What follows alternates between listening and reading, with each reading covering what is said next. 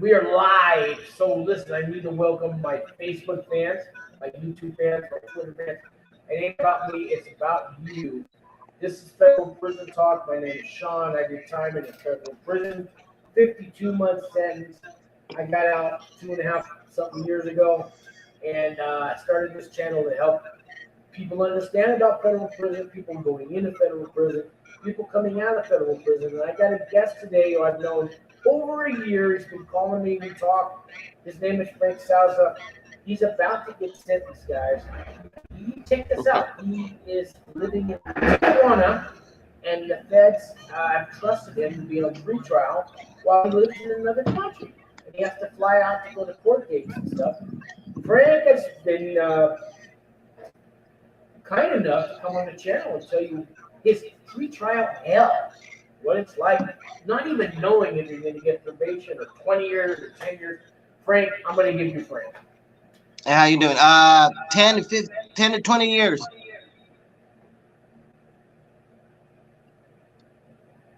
Frank, when you first got indicted or rated, how did it start? Did you get indicted? Did you get a target letter? Did they show up at your house? And how long ago was that? Well, you know what? I got arrested 2 years ago in August. It's gonna be 2 years in August, and I never got indicted. My thing was, you know, crossing over the border with illegal substance, and that's how I got arrested. And that's how I picked up this federal charge. Never been in federal prison. Never been in the feds. But yeah, it's been a roller coaster ride these last 2 years. It's been really tough, but you know, we can all go through it with God's help. Yeah, they put your life on hold while you're on free trial, right? Yes. I mean, what do you tell your wife? You got a wife, right? What do you tell your family when your life's on hold? What do you tell them? Oh God, you know what? If it wasn't for my family, my wife and my 3-year-old daughter and my mother and my whole family, I don't know what I would have done. I mean, it's been difficult these last 2 years, but thank God that my wife supports me, my family support me, and they're behind me 100%. They're the ones that give me the strength to keep going, and the man up above, he's the one that really takes care of me, and he'll take care of us all. See, now, right there, you said the man up above. A lot of people facing prison all of a sudden start to look above too. And maybe that's a good thing. I did myself, and my whole life changed. And I want to get the message out there, guys, that you're not alone in this universe, right, Frank? You know what I mean? Right. If you're getting ready to go to do federal time, it could be a blessing. It was a blessing for me. Thank you, God, for sending me to prison. And I really, really mean that, God, from the bottom of my heart. I wouldn't be probably alive today or on a channel if God didn't set into motion for me to get caught and go to federal prison. I'm serious. Yeah, and sometimes I think that too. That I think that's why it happened to me, because I grew up in a Christian home, and most of my life I was in church, and all of a sudden one thing led to another, and slowly but surely I stopped going to church. I stopped doing the things that I love to do, and I got involved with a bad crowd, bad people, and I end up getting charged federal crime possessions of drugs, and but you know what? It doesn't matter if we look for God when we're good, when we're not good, when we have money, or when we're poor. It's about being right with God, finding God. It doesn't matter how, and if it takes us to go to prison and to get right with God, hey, it's okay. We shouldn't be ashamed. We should be thankful that we come to a place where we hit rock bottom, and the only way to look up is to look up, and who's there? Jesus, God. So I truly believe God has a plan for all of us. Now, God won't tell Exactly. me the plan. If He told me the plan, I'd ruin it. I'd screw it all up. You know? We all do. You're not the only one, believe me. I've made that mistakes so much, and I remember years back, like 38 years, I picked up a charge and for possession of marijuana. And back in the 90s and the 80s, they were giving people 10, 15 years just for having a pound They of sure were. marijuana, They sure were. Yeah. And yeah, it's a whole different world. And I went in there and I went to chapel. I went to church and I was doing right. But it's really difficult because there's a lot of people in the jail system or the state system that they look at that as being weak. So it's difficult. It's gonna be difficult for everybody that goes in there like me. If I end up going and I'm gonna serve 10, 15 years, I know I'm gonna run into people that are gonna say, "Oh well, now you're a holy roller. You should have done that when you were outside, not when you're in here." And that's another way the devil uses people to put you down. But to all those people who are facing federal time or state time, and you find Jesus in there and you find God in there, put your head up. There's nothing wrong with it. Hold your head high. I'm guilty of something, Frank. When you go to the chow hall and you get to prison, you're gonna see guys that get their meal, their trays in front of them, and they stop and they say a prayer. And I asked a few people, did you say a prayer before you ate your meals before you went to prison? No, I do this now. And then my head went up. Oh, now all of a sudden you want to say a Yes, prayer. Why didn't you think about that before? And who am I to judge? I got over that. But I'm guilty. I did. I judged them. And you know who? that's right. The only person who has a right to judge another man. Is the man up above. And you know what? That's what most of the time, it really takes dad going to jail, going to prison, or in your deathbed, or having cancer, or something that is that it's really really hard and tough to find God. And 90% of the people, or 90% of people who come and get their lives right with God, is because of this. Either they go to jail, or they get sick, or something really bad happens to them. It's very rare to see a person who comes to the Lord when everything's 100% fine, when they've got a whole lot of money in the bank and life is wow, like they say, you're rolling. That's the last thing you think of. I think of God when you have money and you have fame and you have power and everything's going good for you. Because it happened to me when I used to make a lot of money and I used to do my thing. Going to church was the last thing on my mind, and I got to be Yeah, if honest. I I'm not got gonna time, lie. I might go at Christmas. Yeah, I get it. Let me ask you this, Frank. How many times did you cross the border with drugs in your car, your truck, or whatever, and got away with it? Um, to be honest to you, never. It was the first time I did it, Oh, and wow, I didn't know that. The first yeah, time. it was the first time, and it's gonna sound funny. It's gonna sound funny to you, but on my way while I was in line to cross the border, I was Yeah, I got asking, a few more questions on that one. I Go was on. asking God to for them to arrest me, for them to find that drugs. I really wanted to get busted. You're live on Federal Prison Talk. I got a call from a guy I did time with. Chris? Yeah, send me a link. I send you a link. Do you want to come on the show or do you want to be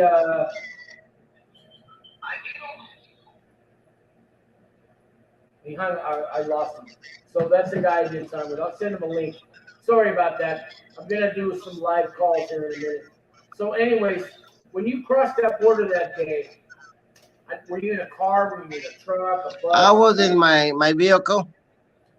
And how much were you supposed to get paid for that? You know what? Honestly, it wasn't. Nobody was gonna pay me. What happened is that I got involved with some people and with a friend of mine, and it's so funny that I borrowed $10,000 for my business, and I borrowed the money from the wrong person, and well, I ended up finding out later that it wasn't the right people who I should have made business with. So when I crossed over the border, I wasn't going to get paid. I was paying a debt that I owed. I owed Yeah. somebody, Oh, yeah, I owed somebody $10,000, and the only way that I could either is pay them or do that. You know, it was the worst. I made the wrong decision. It was the worst thing I've ever done in my life. But at the moment when you're broke and you have a family to feed and there's no food on the table, it's just sometimes you do what you got to do to survive, and I did that, and now I regret it. I regret doing what I did because all this that's happened to me, I could lose a lot. I lost my truck. I lost my self-respect. Now I have a felony. I don't know how they're going to be when I get out. If I'm going to be able to get a job, am I going to be able to work? You know, I'm going to be able to get a good job, and I might lose my wife. You know, being in jail well, and doing I time. guarantee you can get a job when you get out. A good job, that's another story. But the world is hiring people right now. But a good job, yeah, I'm not sure. So Some they'll love to have you clean their toilets and and shine their shoes and service jobs. But a good job for us felons, they're out there. But you got to work for it. And it starts now, not when you get to prison, not after you get to prison. If you get at least start while you're in prison, Frank, to get yeah, that good job. the good thing about me is that the last 16, 17 years of my life, I've gone into where I've owned my own businesses, Okay. and I love doing my own thing and doing making money. I hate being bossed around. So, and as we speak, we have like who does, Yeah. right. So I know when I get out, thank God, thank the man up above that I will have a place to stay with my wife, and we do have a small business, and it's going good. So God's been good to me. He's been more than good to me. He's Okay. been excellent. Great, great, great, great. Just excuse me here. I'm trying to send a message to Chris here, but I need his email. It's not working. Um, how is life been? You've been 2 years on pretrial now, right? Right. So tell me about the It's, 2 years. you know what? I have no words for it because it's so difficult not knowing what's gonna happen to your life. Where you're gonna go if you're gonna do time. How much time are you gonna do if you do any time? Where you're gonna get probation? You know, I've And you haven't never. been sentenced yet. So you're still worried about your number, your guidelines, your what you did. Have they told you a number? Like mine was 24. Do you know what your sentencing You number know is? what? The last time I spoke to my attorney, she said that I do qualify for a camp, and that my points were low, and I don't have any criminal record. I don't have anything to do with violence or possession of any weapons. So, my first time in a federal system. So, yeah, I'm looking at camp. Wow. I Thank got God. some I got some comments and questions here for you, Frank. I start with now. TJ gave me a $5 super sticker. TJ has been sentenced already. TJ, I know I always put you on blast, but TJ, I was on a plane, had a fight with a flight attendant. he's got a criminal record. And you remember in the COVID, the guys wearing the mask, not wearing the mask. And so he had a conflict with a flight attendant. He thought he could get 10 years with his criminal history, but they gave him a bunch of house arrest and probation. And I thought that's what's going to happen, but you never know with the feds. So thank you for the $5 super sticker. He's got a question for you. He says, I'm amazed they are letting him do pretrial in Mexico. And I'm still amazed. So how is that happening for you, Frank? You know what? It's because of the man upstairs. Nobody else. When I got out and I had to move to Los Angeles with my mother, and I called my pretrial services the following week, and I told her, I go, you know what? I'd rather be in Tijuana with my wife and my baby. I'm not gonna be able to stay here in Los Angeles too long. And is there anything you can do for me? And she said, give me about a week, and I'll get back with you.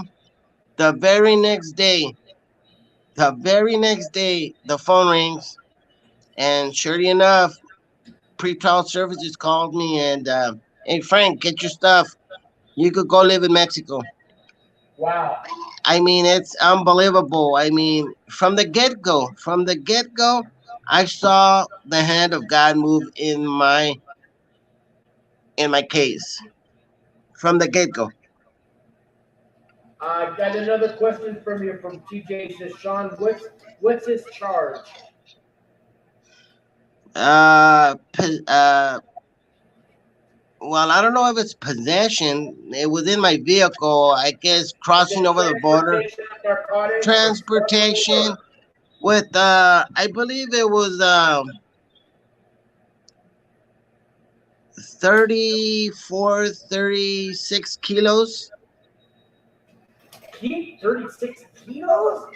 Yes. It used to be every 50 grams, you would get 5 years mandatory minimum. So but I hear that's been changing over the years, obviously, because you're looking at a life sentence. Well, you're telling me it's a life sentence. Well, when I went to court the very first time, that's when COVID was out.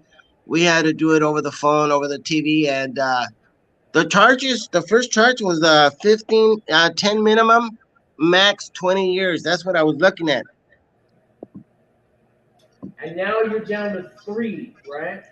That's what the pretrial services and probation are recommending.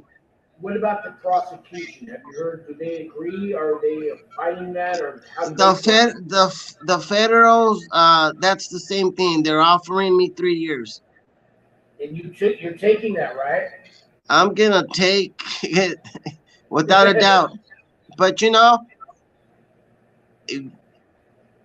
DJ says 37 keys. Holy crap! Yeah, and from the get-go, like I said, God's been with me, and I know it might sound what's the word I want to use? Maybe a lot of people who are watching saying, "Oh, you're a fake," or "Now you're looking for God." Now this, now that, now God. You know what? I grew up in a Christian home, and I've been in church all my life. But from the get-go, my bail was at $10,000, and my dad didn't qualify for it. So I was gonna do my fighting inside federal prison in San Diego, and very hard to do fighting from the inside. It's very hard to do. Yeah, exactly. So I asked my lawyer if we can get the bail bond to something lower, and she honestly told me, you know what, Frank? I've been doing this for like 18 years, and I've never seen a judge, never seen a judge lower the bail. I've seen them raise it up, or it stays that way, but never have I seen it go down that the judge puts it down. I go, I'll try, I'll fight for you, but it's a 99% that he's gonna say no. Okay, the next week we went to court. My lawyer got up and asked, you know what, can we lower the bail to $6,000? His dad doesn't qualify. His dad's retired, blah, blah, blah. Without even thinking, without even looking at any kind of paperwork, yes came out of his mouth.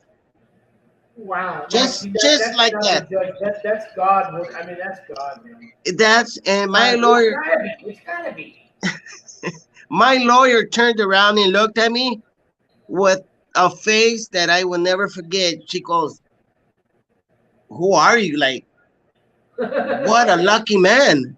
I never seen this in 18 years that I've been an attorney, a federal attorney, have seen this. And look at that. So that's why I'm out. So there's a reason. I believe there's a reason that's all happened, and maybe it starts today with this show. Maybe it starts last year with what you told one of your children. I don't know who you run across every day at Tijuana, but there's a reason all of this is happening, Frank. And There is, Sean. There is, and sometimes most of us have to hit rock bottom. Some of us have to lose everything.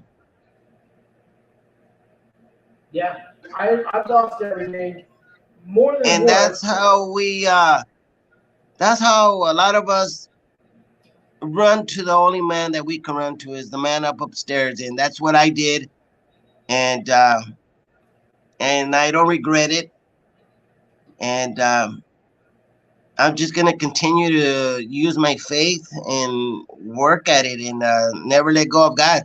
I really ain't. I love the Lord, and I'm always gonna love the Lord, and I'm always gonna fight for Him, and I'm always gonna help people. And that's what I want. I want to help people. I want to be able to. If I'm in there, if I have to go to a federal prison, I want to help people. I want to pray for them. I want to be there for them. That's what I want. I want God to use me to help others.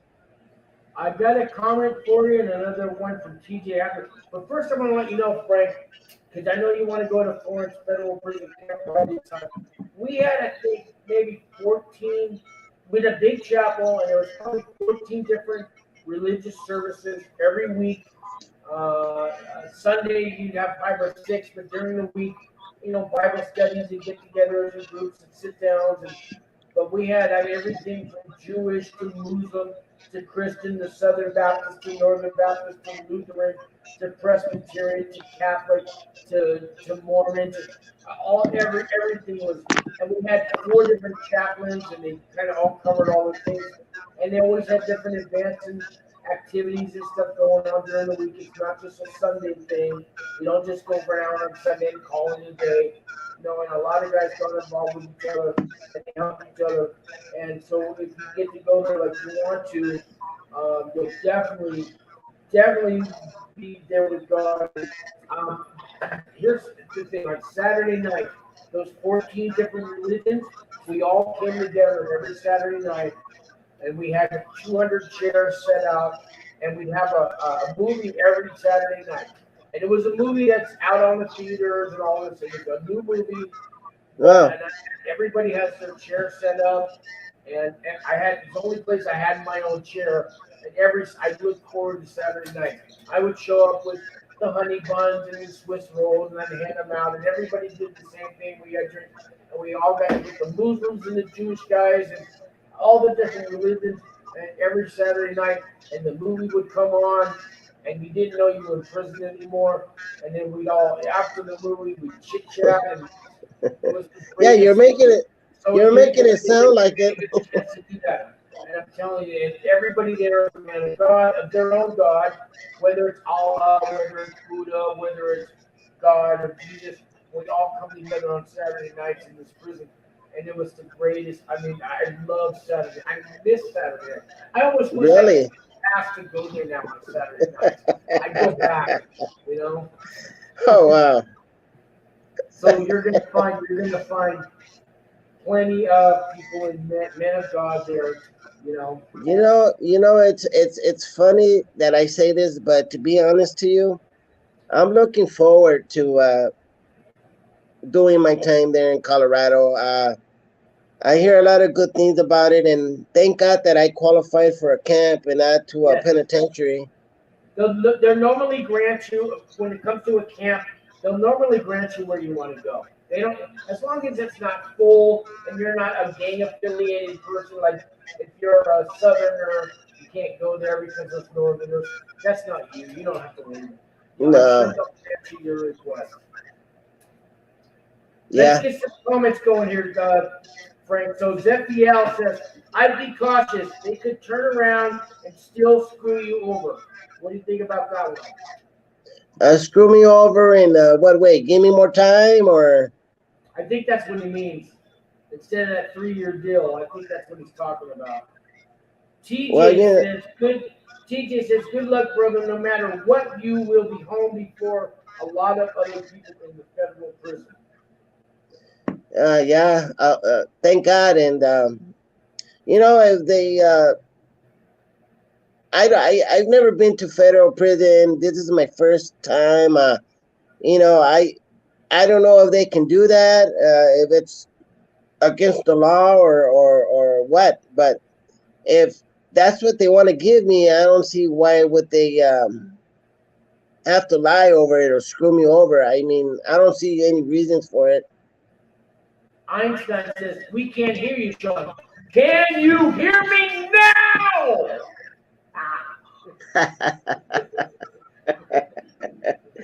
Ooh, that was loud.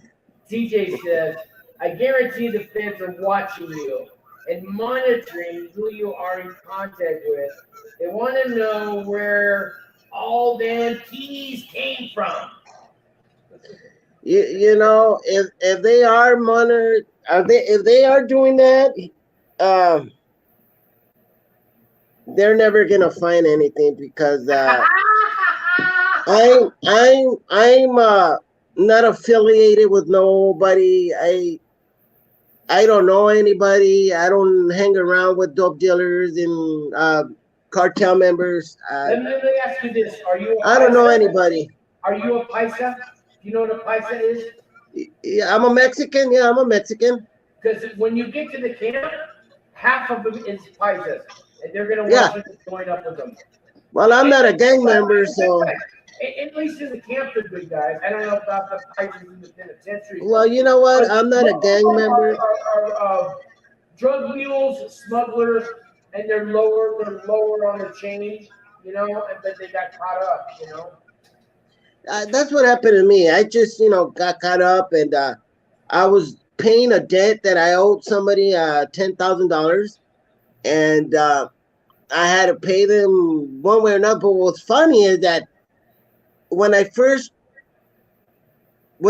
told me that I needed to pay them, if I couldn't pay them with money, they asked me if I can cross over the border illegal aliens. That's how it started for me. They wanted me to the human trafficking and all that. Yeah, they wanted me to cross over 2 Chinese people. Chinese people out of Mexico to America. Yes, and we. Yeah, but they were paying, since I owed him 10,000. That was 5,000 for each person, so it came out to 10,000, and that's what I owed him. And we tried getting them into my vehicle, and we did some modifications in my seat in the back and tried to get them, but there was no way to get those people through in my truck. It was a Silverado, and they're not the right vehicle for that. So that went out of the door. I couldn't, so I still owed him the 10 grand. And ask you, since you got busted, do you still owe them the money? Or are you still in debt? No. Did they wipe it clean? No, that's it. So they gave you something to bring over the border, and you got caught, busted, but they still wiped the debt clean? Yes. That's good. That's good. Right? That was my concern, because I actually didn't want to do it.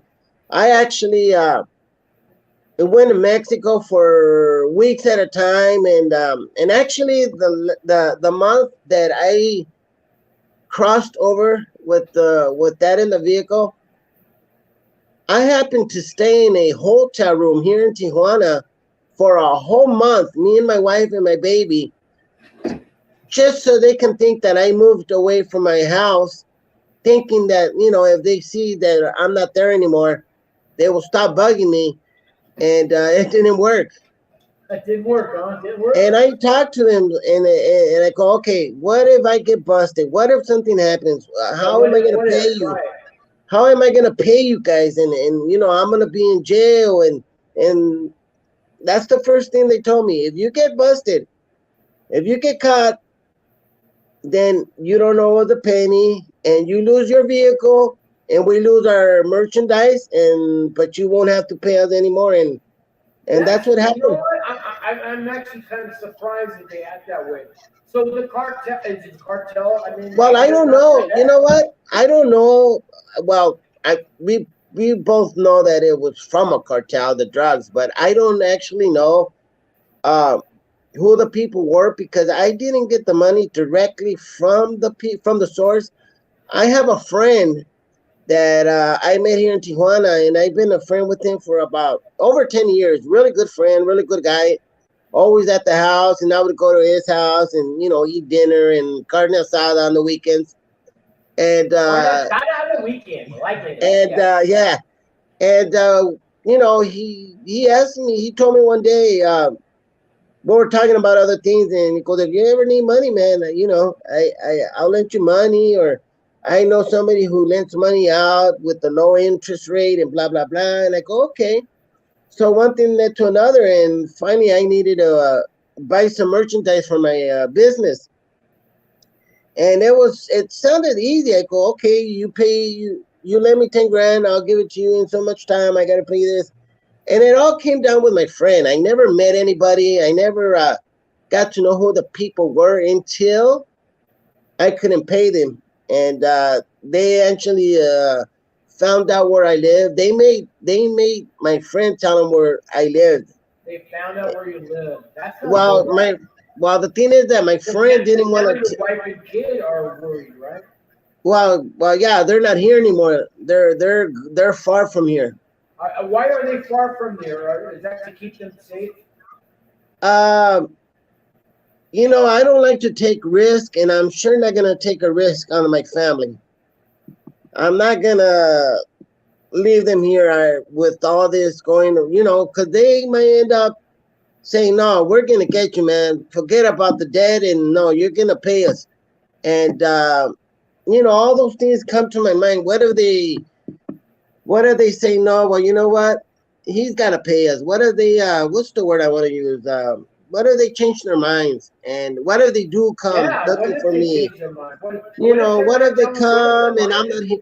Yeah, what if I'm not here? What if my wife comes out and they do something to my wife or my kids? And I said, no, let's get out of here. And I sold all my stuff. I sold all my furniture, and I made about $10,000 with all the furniture I had. And with that money, I send her to her home. And $10,000 from furniture in Mexico. What happened?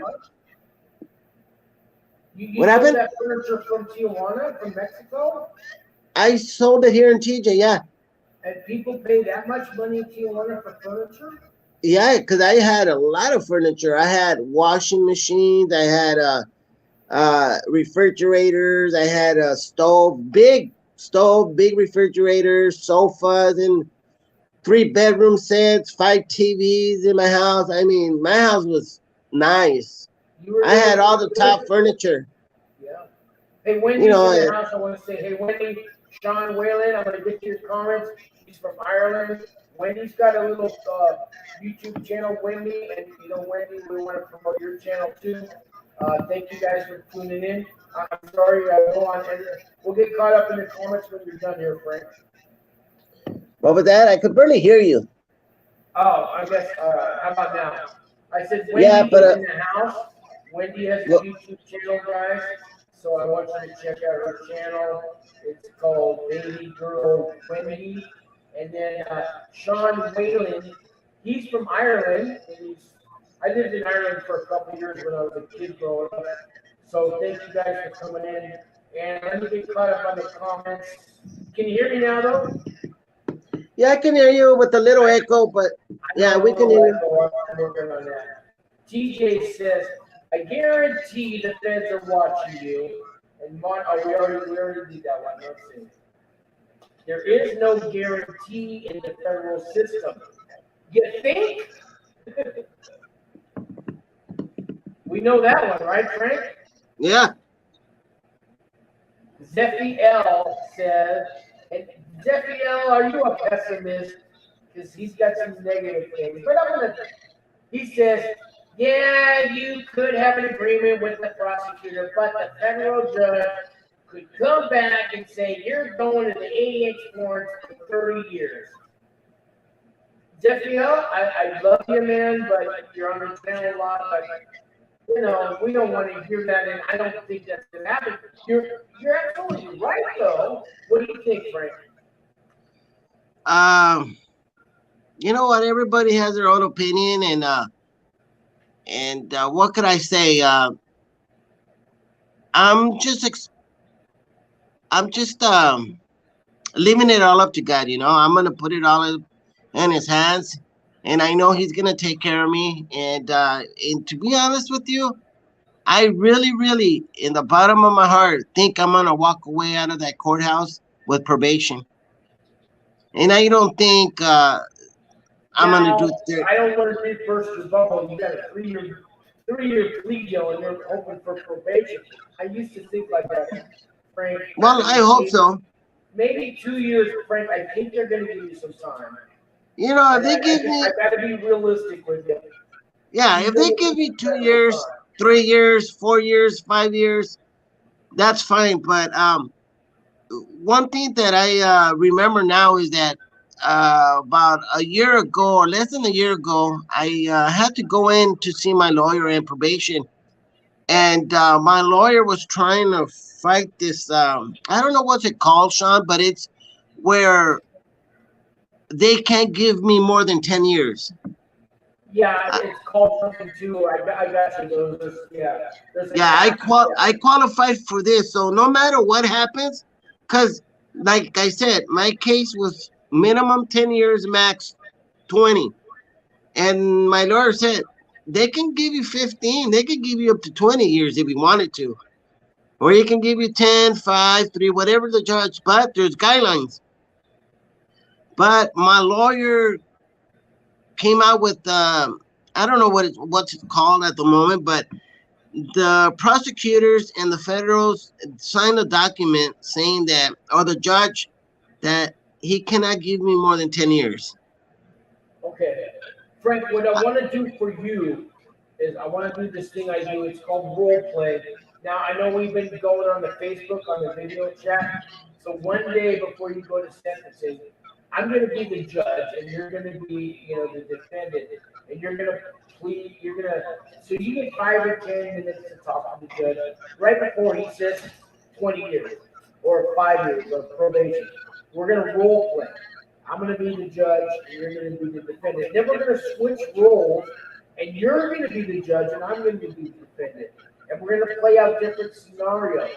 And I want you to practice for that one day. This is the day the judge actually is going to listen to you.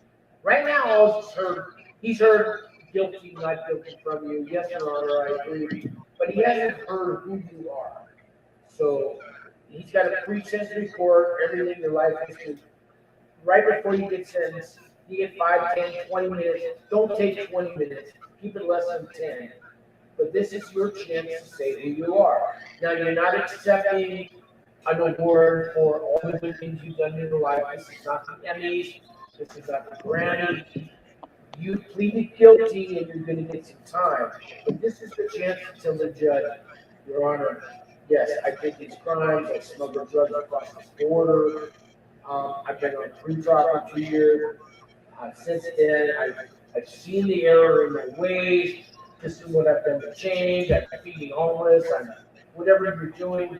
And Your Honor, I know you got to give me some time. I'm just here to ask for a fair sentence. And you're going to tell the judge who you are, why you've changed, the fact that you've turned your life around and you haven't even been sentenced yet. You're going to talk about God to the judge, and that's a big thing. And we're going to role play. okay? And I want you to practice, because on that day, you're going to give that judge 3 speeches. You're going to give him the one you rehearsed. You're going to give him the one you should have said, or you're going to give him the one that actually comes out. And I want you to speak from the heart that day, Frank. And I want to role play with you so you can practice. But on that day, the only people in the room are you, the judge, and God. Right. You know, I was thinking of writing a letter and practicing what I'm gonna say to the judge. But you know what? I'm not gonna write a letter, Don't and do that. I'm gonna tell the judge. You know what, Your Honor? I had a lot of time to think things over, and I, could have made a very beautiful letter and made it sound beautiful, but I didn't want to do that. 1,000 letters like that. What was that? The judge has read 1,000 letters like that. Exactly, and but Your Honor, I'm gonna tell him. I'm gonna be honest with the judge. I'm gonna go in there and. That's why you need to speak. And I'm gonna tell the letter's okay to practice, but you need to speak from the heart in person. Yeah, that's what I'm gonna tell him. I'm just gonna be honest and tell him the truth and tell him how much I regret it, and not just how much I regret it. I repent of it. It was the worst decision that I have made in my life, and I'm gonna be honest, and I'm gonna tell him that I am the only good thing about all this. The only thing that made me happy out of all this is that I got busted, and I'm glad that I got incarcerated. I'm glad that I got caught. You know why, Your Honor? Because I know that those drugs that were in my vehicle will never, ever have a chance to get into the hands of a young woman, of a young man, of a kid, of a father or a mother. And God knows what would happen to them, They can overdose, and that was something that I had a part of. It's blood in my hands. So I'm going to be honest to him and tell him that I regret it. I truly regret it. I'm going to be honest. You got it, Frank. You understand. You're getting it. You're getting it. And a lot of people, I hear a lot of people say, well, you know what, Judge? I've changed a lot, and I'm a different person. This and this and that. And I'm going to be honest to the judge. Say, you know what, Your Honor? I can sit here and tell you how much I've changed, how this and this and that. But you know what, Your Honor?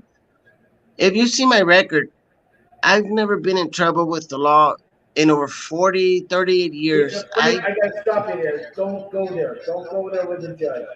That's the wrong. I've never been in trouble. I've never done this. You're guilty in front of a federal prison. Oh, I'm guilty for what I did, but what I got to stop you there. Don't say that. Well, I think the only way to go about this is not lying to the judge and just being honest. Not lying, but it might come back and bite me in the butt. Now you're gonna tell the judge how good you are. You're not good. You're guilty in a federal court. Remember yeah, but that doesn't make anybody. Or let's just say, for instance, if I were to be a drug dealer or if I were to be Frank, this is why we need the role play. When I play the judge and where I play the defendant, this is why. Yeah, I'm Frank. I'm not trying to. I am trying to. The judge doesn't want to hear how good you are. Okay. I'm sorry. You're sitting here guilty, and I'm ready to sentence you. You're not a good man. In the judge's mind, okay? In my mind, I love you. In God's mind, He loves you. So yeah, that makes sense. Okay, that makes sense. Yeah, but I. Yeah, but I know. Now, don't even say that to the judge. Those are words. Yeah, I know, but no.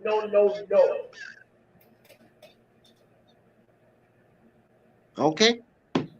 I love you. That's why I'm giving you tough love. Okay, this is why I'm Well, saying. you know, just go in there and tell the truth, nothing but the truth. So help me God, you know. You And want to speak the truth, and it's okay to say the changes you've made along the way on pretrial. That's fine. How you become a better man. You want to see the judge is worried about when you get back out in society. What kind of man am I going to set free to the world?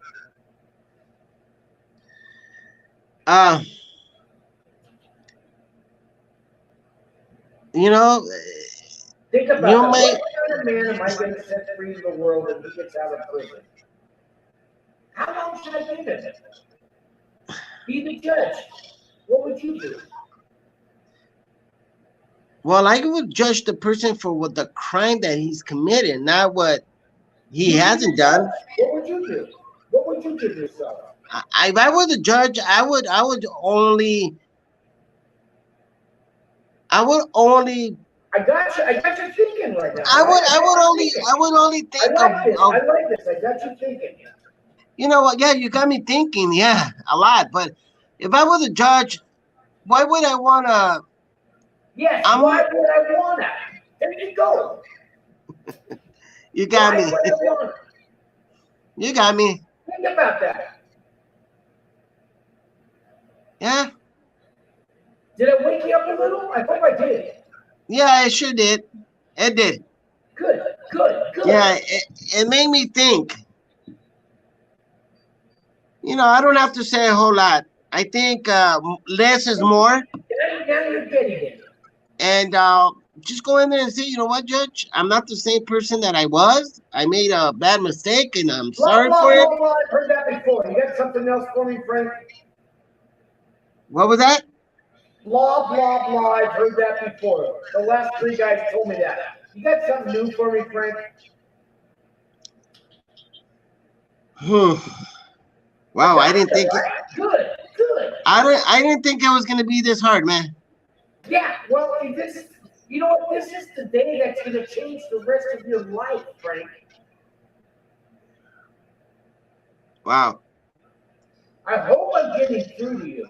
You know what, Your Honor, I've made a lot of changes in my life since I got arrested. I've heard that before. What do you got to tell me, Frank? You're making it hard for me, buddy. I know, and I want to.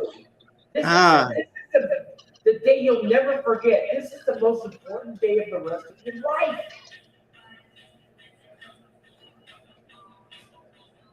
Wow. Wow, that's good. That's great, man. Your life. I don't know. Make it quick.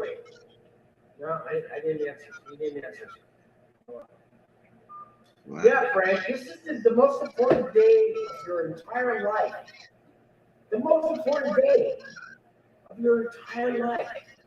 You're going to tell the judge something, blah, blah, blah, I changed my ways, I don't say blah, blah, blah, blah, blah, blah, blah. And I'm trying to get through you, man. How do you get through this judge? He's heard all this bullshit before, man. So Frank, that's why we want to work. We're going to do this. This is the most important day of the rest of your life. Think about that.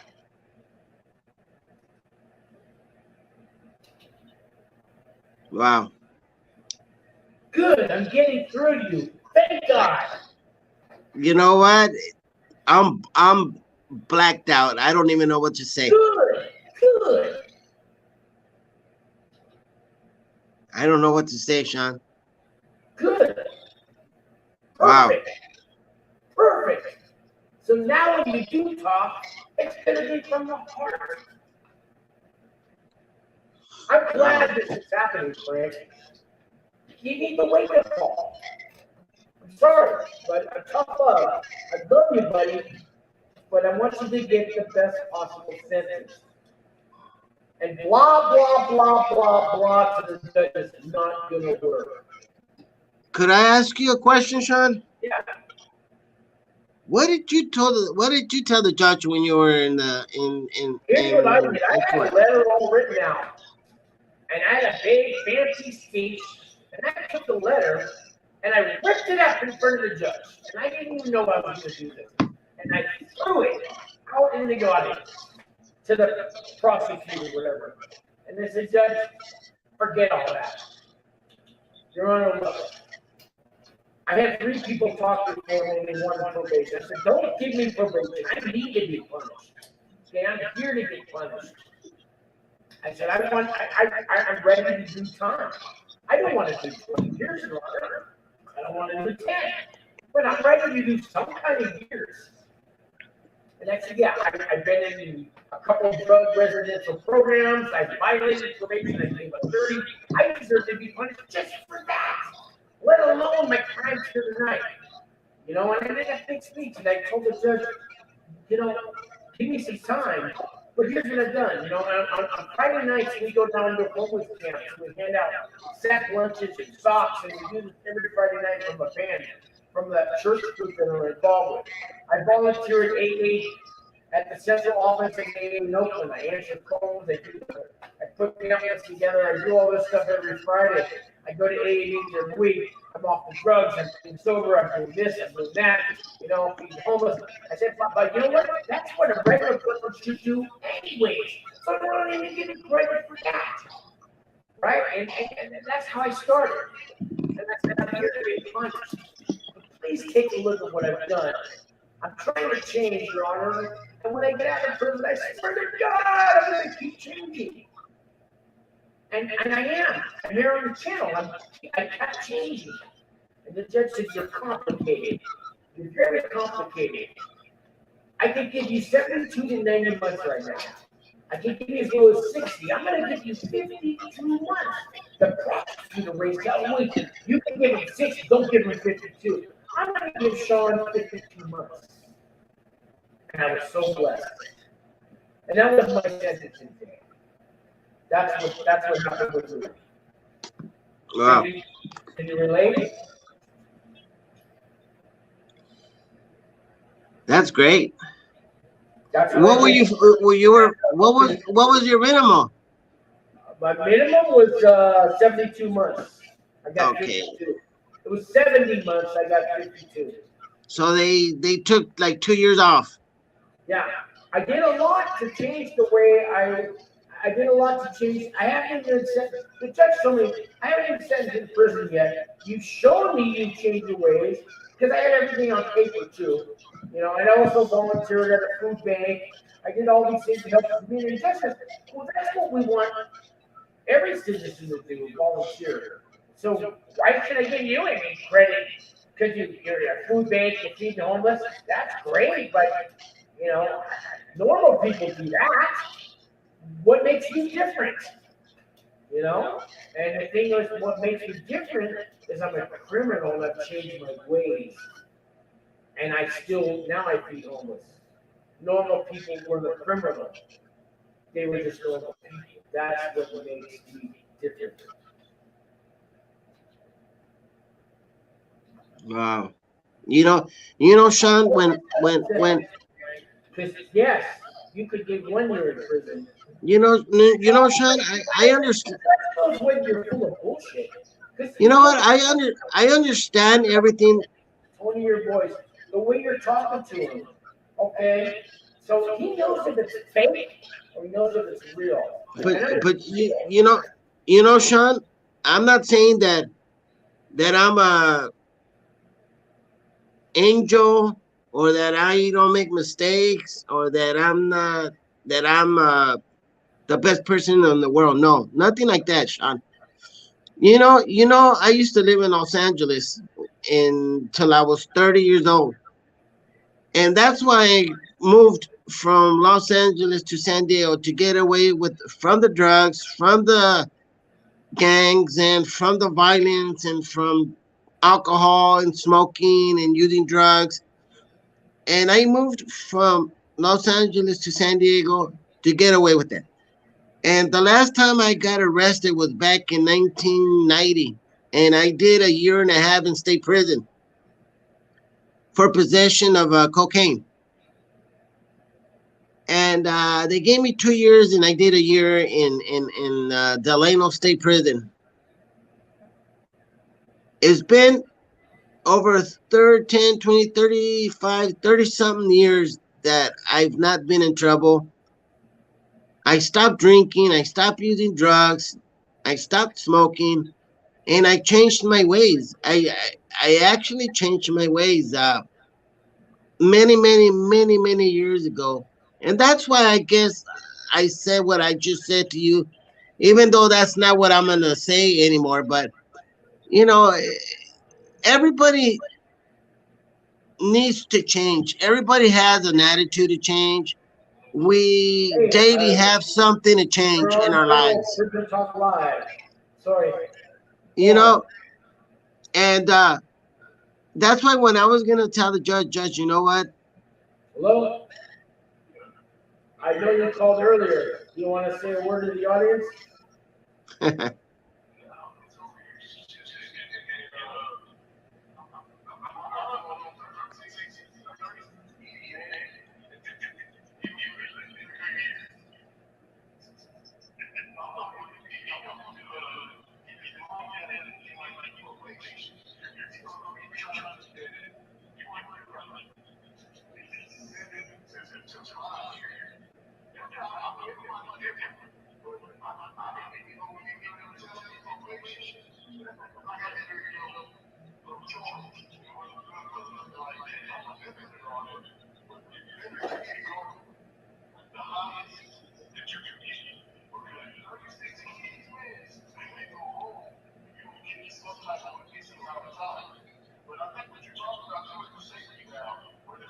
Safety valve. That's the word we were looking for. Yeah.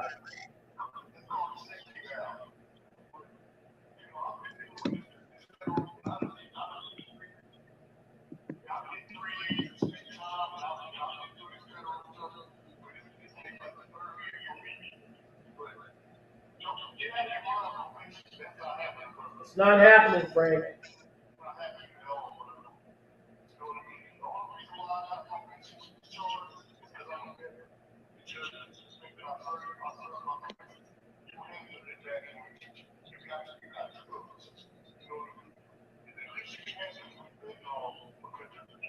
Oh, they don't like fentanyl right now. They're taking away your good time and everything for that.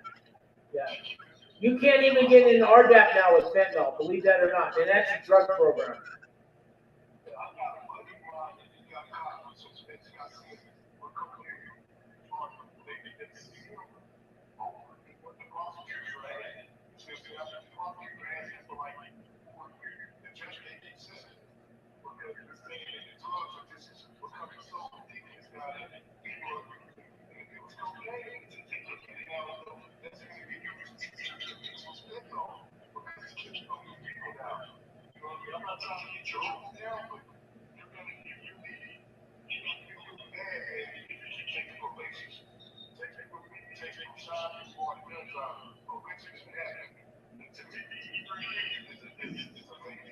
That's a blessing, man. Take that and run with it if you get it.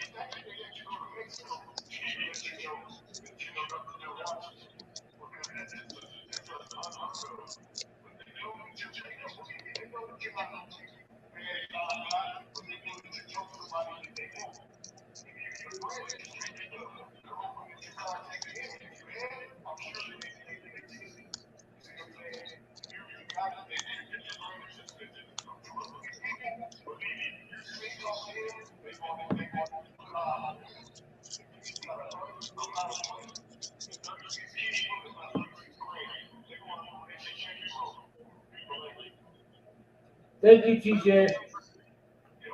All right, man. Thank you very much. I hope that message got through to you, Frank. So you're looking. What was that? I hope this is all getting through to you, Frank. Frank, I love you, man, and I want the best for you, the best possible sentence, but I need to wake you up. I need to wait. They're not going to come and remand you at sentencing like you were worried about. That's not going to happen. But when you go to the judge and say, I'm such a good guy and all that, you're not a good guy. You're guilty for bringing drugs across the border. You're not a good guy. That doesn't mean I don't think you're a good guy. You are a good guy, but this judge, in his eyes, you're not a good guy. So how much time do I give a guy? How much time do I give a guy like you? I'm a judge. I love you, and I don't want you to do a day in prison, but it's good. You're going to do a day in prison. You know, don't get me wrong. I'm not trying to. I'm just giving you the tough love, man. Tough love. I understand. You know what? You make all the sense in the world. I guess I need to prepare myself. I need to prepare myself, and even though I'm not a criminal, what I was trying to say, and I know I'm not going to say that to the judge, but between me and you, I mean, we all make mistakes. Nobody's perfect, but there's some of us who make more mistakes than others. There's others that do more than others, and I was just thinking, letting what's in my heart out. That's why I'm crossed the border with drugs. You were just thinking. Yeah, you know, I'm a family man. Well, you know what? Did you think about your family when you were bringing that shit across the border? Well, sometimes I know he'll tell me that. It goes, yeah, but you know what? Sometimes doing the wrong thing might not be the wrong thing. It's fine if you get away with it. You know, sometimes, you know, you do things that you don't like, but you have to do them to survive. Is that the only thing I could have done? No. Could I have done something else? Yes, I could. I could have made a better choice if you know what they told me. Now you can't. For the rest of your life, you can make those better choices. You know, a lot of people. That bad choice you made. You know, I know I could have done better. I know I could have done a better position. I know I could have done something to prevent all this. It was in my hands, nobody else's hands. What would that have been? What was that? And you said you could have done things to prevent this. Like what?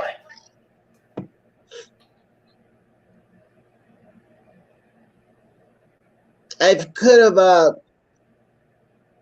got out and looked for a job in the United States, and I could have worked to earn the money to pay them. I could have worked. Why didn't you do that? To be honest with you, to be honest to you, I did it because it was the fastest way to get rid of those people. I didn't want those people. I didn't want to deal with them anymore. I wanted to pay the debt and get out of and move on with my life and move out of the place I was living at. So you know, sometimes there's a guy. He's just got a job driving trucks from Tijuana to San Diego. He's taking tomatoes across the border every day. He just got an offer like you did. What do you tell that man?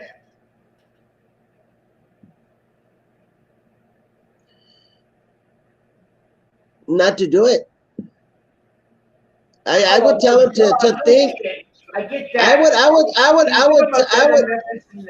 I mean, you know what? I would. You know, just say no. I work. Come on, give me. You know what? You know what? To everybody out there that's thinking of getting involved with drugs and crossing over, you know what? Making easy money. Everybody likes to make easy money. Anybody that tells you that they don't like easy money is a liar. I like making easy money, and sometimes when you're vulnerable. Factory in Oakdale, California. Now they have a factory in Mexico, Hershey's candy bars. He's actually driving to Mexico every day to pick up the Hershey products and bring them to Walmart. Somebody's going to approach him one day like they did you. What do you tell my friend? His name is Tom. He drives Hershey trucks, and he goes in and out from Mexico to America. Should be no problem bringing a little extra box of chocolates over the border. What do you tell him? And he's got a wife and 2 kids. I would sit down and give him an advice. I would tell him to turn from his wicked ways and it's $5,000 extra that he's gonna make. You know what? Freedom is the most. Come on, give me. Be tough on this guy, Thomas. What do you tell him? I would tell the man to get mortgage right now. He needs that extra money. What do you tell him? That life is not about money. You know what? I would tell him, listen, if you do that, you might get away with it once or twice or 3 times, but somewhere down the line, you're gonna end up getting caught. You're gonna end up losing. You're gonna end up losing everything. You could lose your vehicles, you could lose your truck, you could lose your freedom. But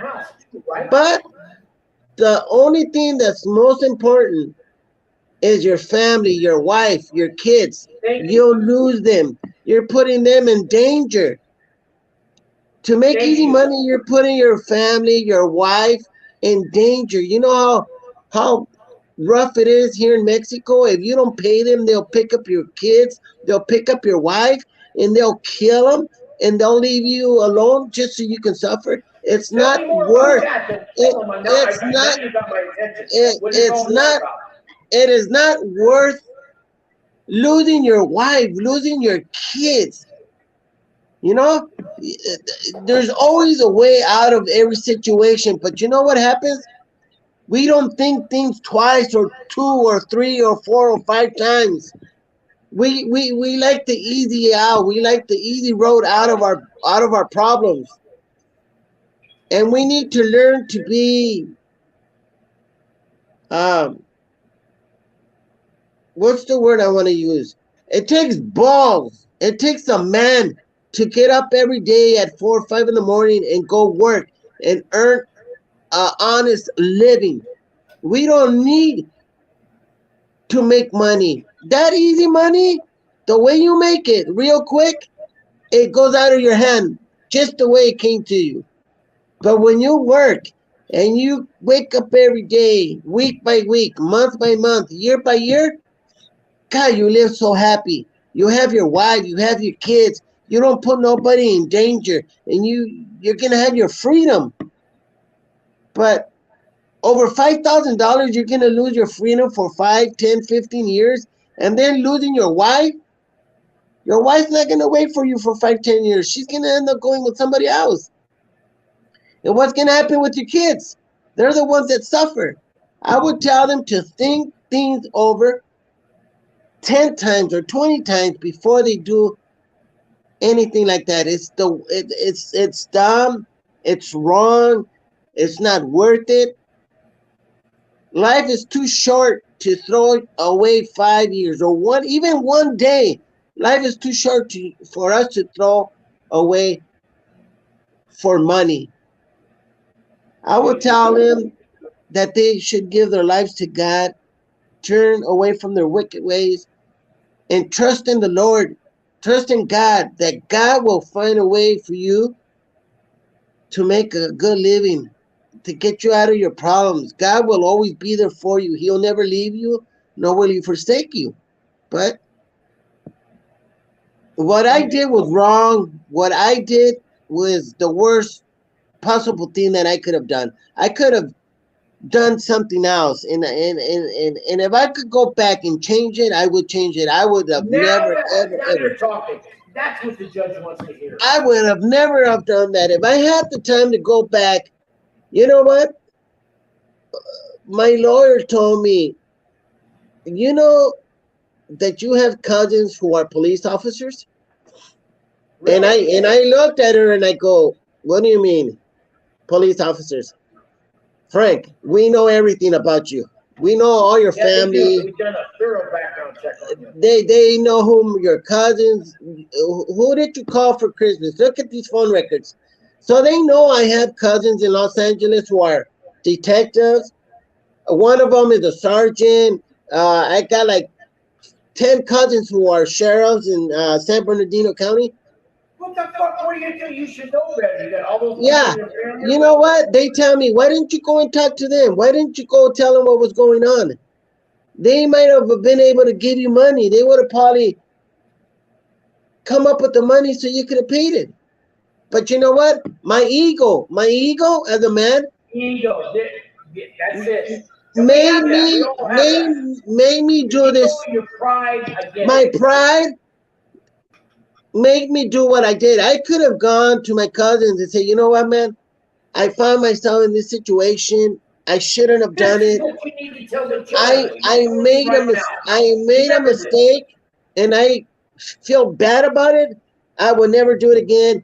I should have come to you guys. I should have done this better. But my ego, my manhood couldn't see me come to ask you guys for money. Now you got it. This is what the judge wants to hear. He wants to hear that truth. The truth is coming out of you now, Frank. This is what you tell the judge, not that fucking speech you had. You got it? Got it. Frank, I got a message for you. Came on my cell phone, Marty. And he says, I just went to sentencing. You're right, man. That's how the judge acts. Remember when it went blah, blah, blah, blah, blah? I got a little mad there. I was pissed off, actually. I go, what do you mean? Well, hold on here. To piss you off. I actually was going to tell you something, but I stood quiet. You need to wake up. You know what? That's what this means. Denial. DENIAL. Don't even know I am lying. Exactly. Yeah. But you know what? Let's catch up on some comments here, Frank. I got like 14 or 15 here. Let me see here. I'm here. We'll start with Wendy, if you're still on there. Hello, everyone on the panel. And she says the same thing. Sean from Ireland. Good morning, Sean. Just joined in. That man's facing 10 years in the feds for drug smuggling. Is that right? Sounds interesting. TJ says, an easy guy who called in.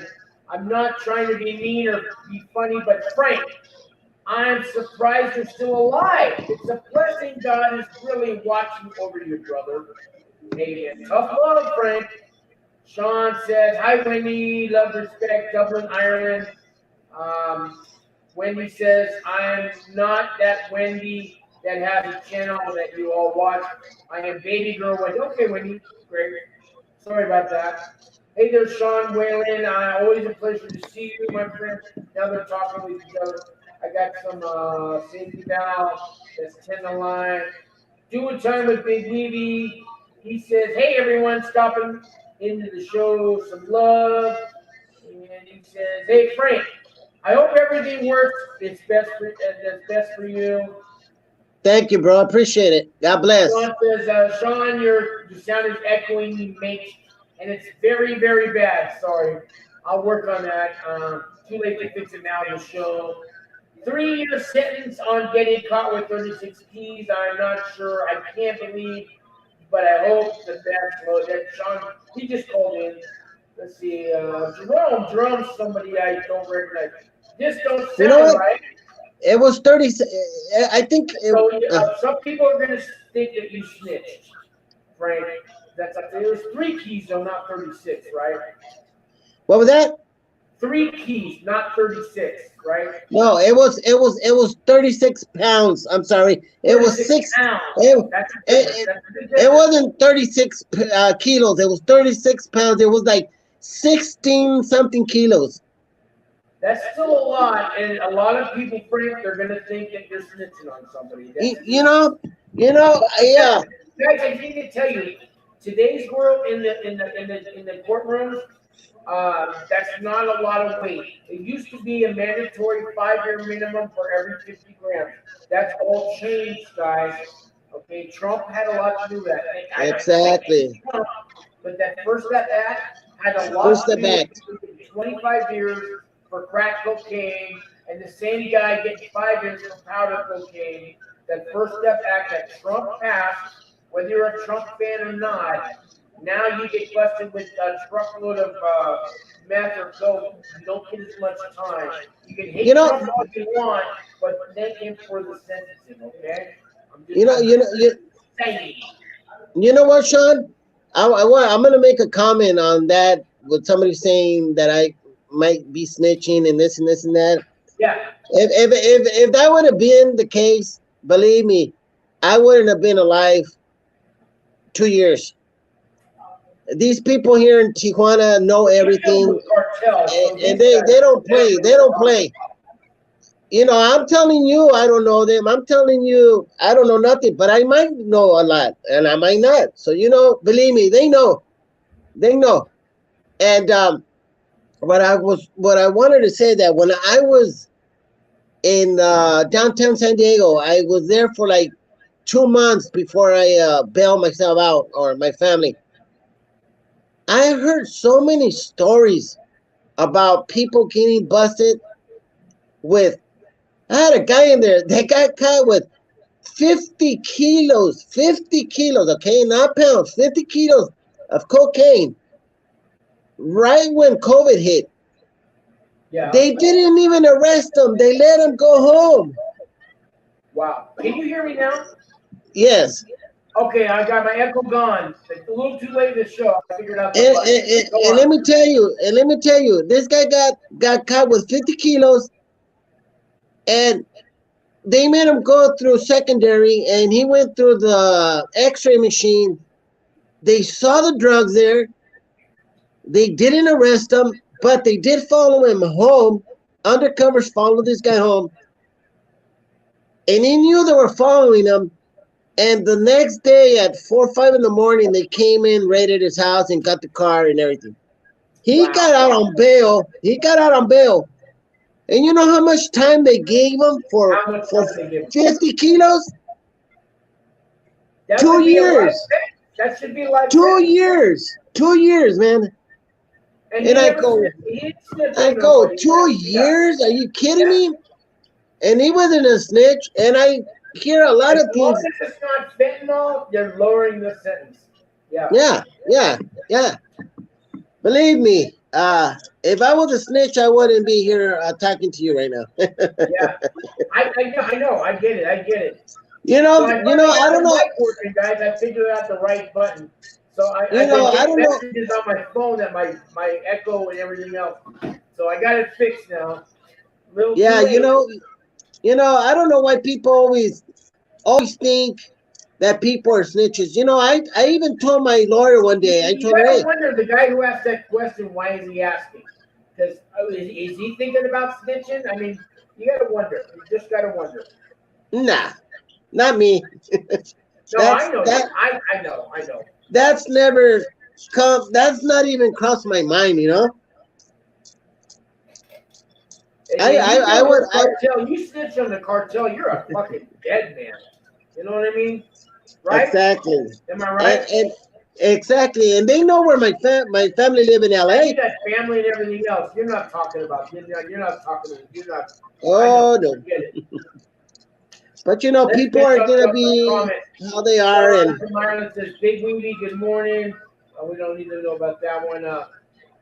Doing time. He's air. How's everyone? Hope you're all blessed. Big Weedy, Sean. I don't want to talk about these guys. They're talking amongst themselves, so we don't need to do those ones. But you got family here, Frank.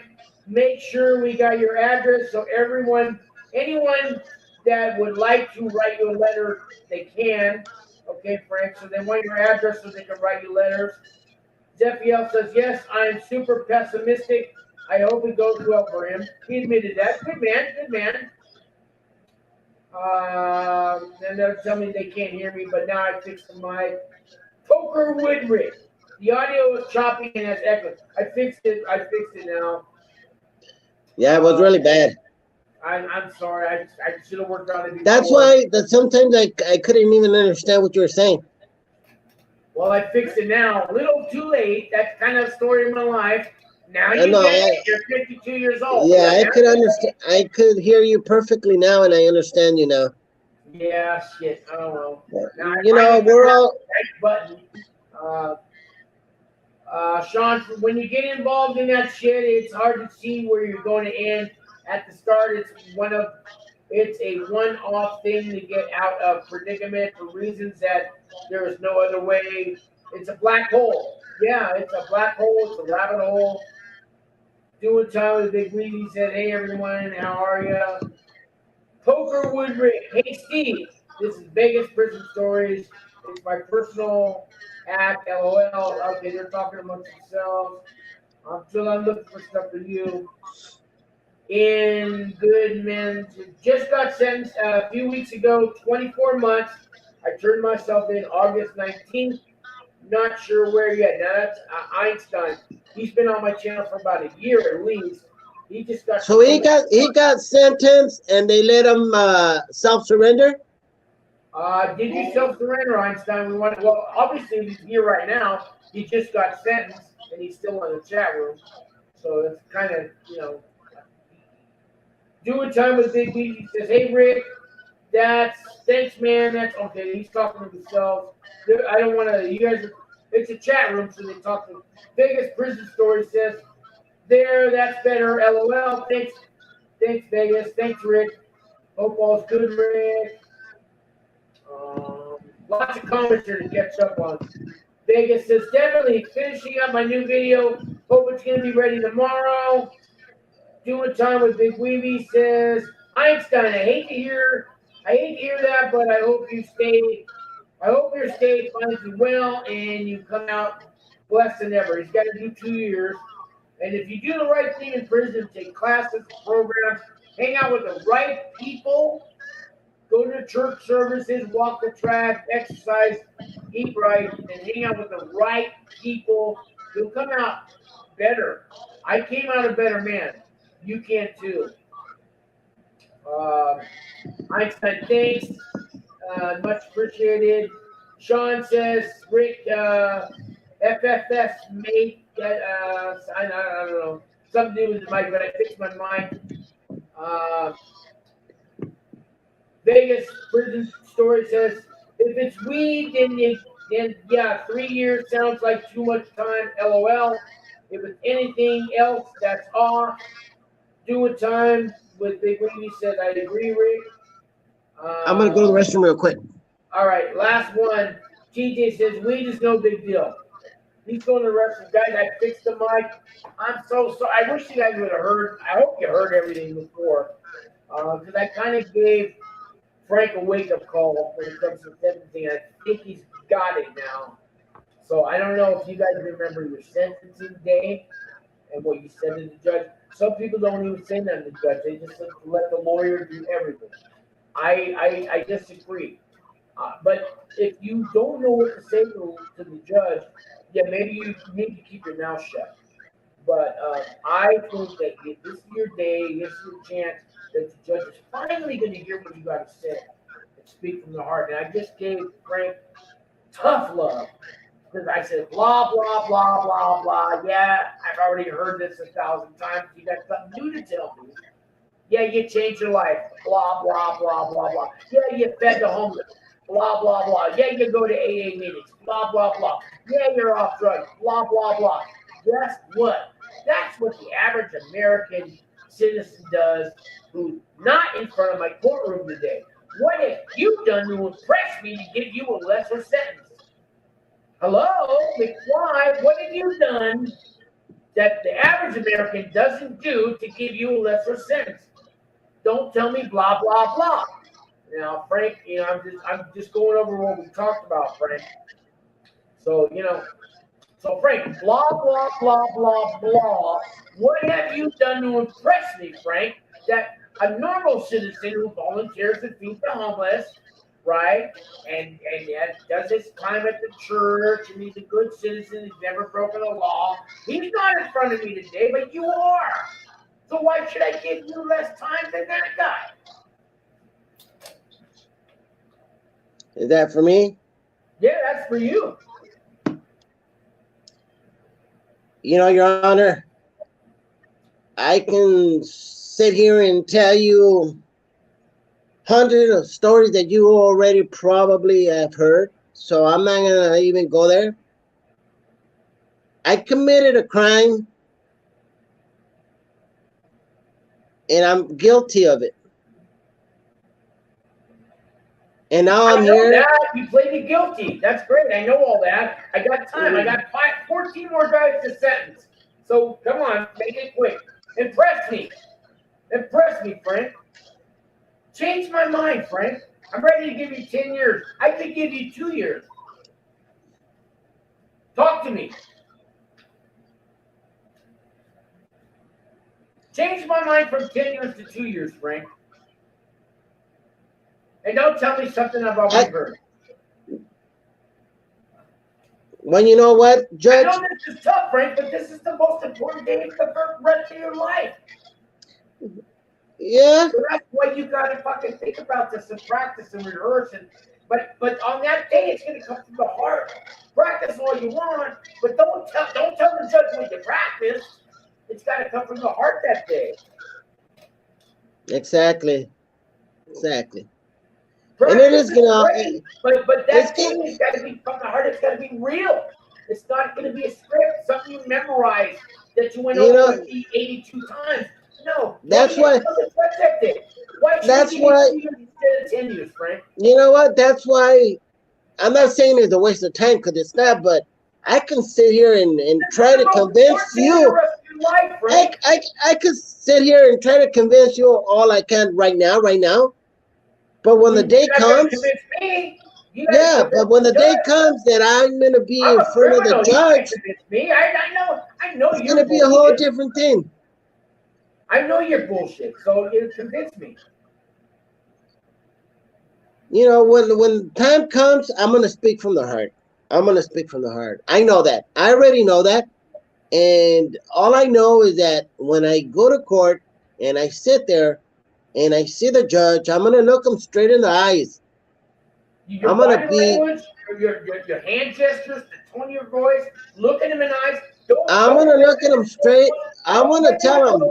Don't scratch your face. Don't look back. Look that judge in the eye. You got 7 fucking minutes to change the rest of your fucking life, Frank. Exactly. And that's what I'm going to do.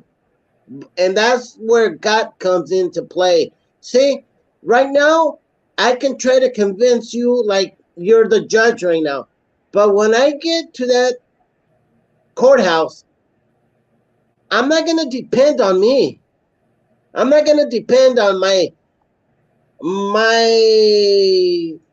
awareness, on my mind, my head. All this, everything. No, everything. No, I can't. I just can't. You know why? Not because I can't tell you anything. It's just that I don't trust in myself. No, I like that. I don't trust in myself. The day comes. The day's gonna come when I'm gonna be in court, and I'm only gonna depend on what the Lord gives me. I'm gonna depend on Him. He will give me the right words, and He, the man up above, is gonna send the Holy Spirit, and He's gonna guide me, and He's gonna get me through this, and He's gonna let me know what to say to the judge that day. Why? Because I totally depend on the Lord. That's the difference. I think you said the lawyer. Yeah, the Lord. No, the Lord. And the Lord that day. See, it's just that what I'm trying to get to you is that I'm not saying that I can't say nothing good here, try to make it or practice it. But what I'm trying to say to you, Sean, is that when I gave my life to God, I gave him to him in sincerity, not because for him to get me out of this mess that I'm in. Yeah, I'm gonna go do. I'm gonna do time because I deserve it. Whatever the judge gives me, look at whatever the judge gives me is gonna be because God permitted it. Remember, the judge. I truly believe. Remember, the judge is also a human being. If you can reach that human part of the judge, and it's not easy to do, but if you can reach that human part of the judge, then you can connect. Okay? That's why I'm trying to get you, Sean. I know we're doing this as a practice, and I know we're on live, and I know there's people watching. Yeah, I gotta be honest to you. I could practice day in and day out, 10 hours a day, 7 days a week. But I'm not going to depend on what I have to say. Of course, I'm going to go in there with a focused mind, and I'm going to focus, and I'm going to let God take control of my lips. He's going to take control of my heart. He's going to take control of my lips. I depend on Jesus. I depend on the Holy Spirit. So when that day comes, God's going to take control of everything. And what he wants me to say, that's what I'm going to say. God's going to put in my heart a burden. He's going to put words in my mouth to tell the judge. And of course, I've got to prepare myself as a human being. I got to try to be smart. I got to try to get to his heart. I got to try to say the right things. But I don't depend on myself, Sean. I truly depend on the Lord. Now you're talking, man. Now you're talking. You know what I mean? I'll be in denial. I don't want to be in denial. But God doesn't control what you say. He's got your back. You're on the right track. Now God knows what's best, and I know he's gonna let me know what to say and what not to say. And that's where you learn to trust in the Lord. You learn to trust in the Bible. You know, the Bible says, ask and you shall receive. Knock, it'll be open to you. Seek, and you will find. I can give you dinner tonight, or I can teach you how to fish, and you can eat for a lifetime. You remember? You know? Yes, to Peter. Yeah. So, yes. But I understand where you're coming from, Sean. Don't get me wrong. I mean, I know you're doing it. I know you're doing it. Yeah, I understand that. 1,000 people have to come before you and said the blah blah blah blah blah. I changed all my ways. Blah blah blah blah blah. You know. That's why I said what I said earlier. I'm not here to say, oh, I changed my ways and I'm this good person. You try to be real. When somebody says they change their ways, when they say that, do you believe them? Yes. I'm not going to tell the judge. I'm going to tell the judge. Look at. First of all, the judge knows who you are. He sees your record because he's going on by what's on paper. He's never heard your words before. He's only heard you on paper. But he knows. That day is so crucial. Yeah, but every judge knows who is in front of him. He knows how many times you've been in jail, what you've been convicted of, if you lied, if you cheated in the courts. But now, he never heard you. But see, the judges, the real you has to come out. Yeah, but that's why the judges only judge you by what they see in front of you in paper. That's why it. You need to change that label. That's it. So if they see, watch. Let's just say, for instance, they got two guys in front of me. The first guy has a record sheet that he's been arrested over 30 times for this and that and that and this. The next guy comes in and he's been arrested 40 times for stealing at Walmart. And he goes in there and he tells the judge, you know what, Judge? This time I really mean it. I'm going to change. I've changed. I've done this. But look at your record. Blah, blah, blah. Because you've been arrested 40 times. Now, it's my turn to go in there. sending you on the. Now it's my turn to go in there. Now it's my turn to go in there, and the judge sees, wow, you haven't been arrested in over 38 years. What happened? You know what, Judge? This is what happened. I made a terrible mistake. I was vulnerable. How do you say it? Vulnerable? Vulnerable. I truly made up. I think the biggest mistake of my life. Now, do you guys believe him right now? Do you guys believe him out there? What was that? I'm asking the audience if they believe. Yeah, I truly repent, and I should have done something else. I should have gone another way. No, you know, not a lot. Nobody knows. Nobody knows exactly what happened with my case. Why I had to do what I had to do, and it's gonna stay that way. But believe me, if I would have been able to change things, I would have. Hey, but I want to stop real quick. I couldn't. Prison Stories wants to come on. He wants to talk to you. Do you mind? I'm gonna send. No, I don't mind. All right, I don't mind. Rick, I'm sending you. I wish I could have done things different. Oh my God. Well, we want to help you. We want to help you, man. Let me just send him the link real quick. Just a second here.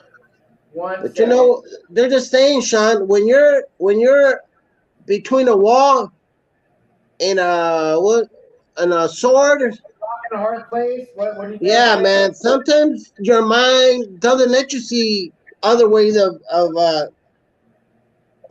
or doing something else, or change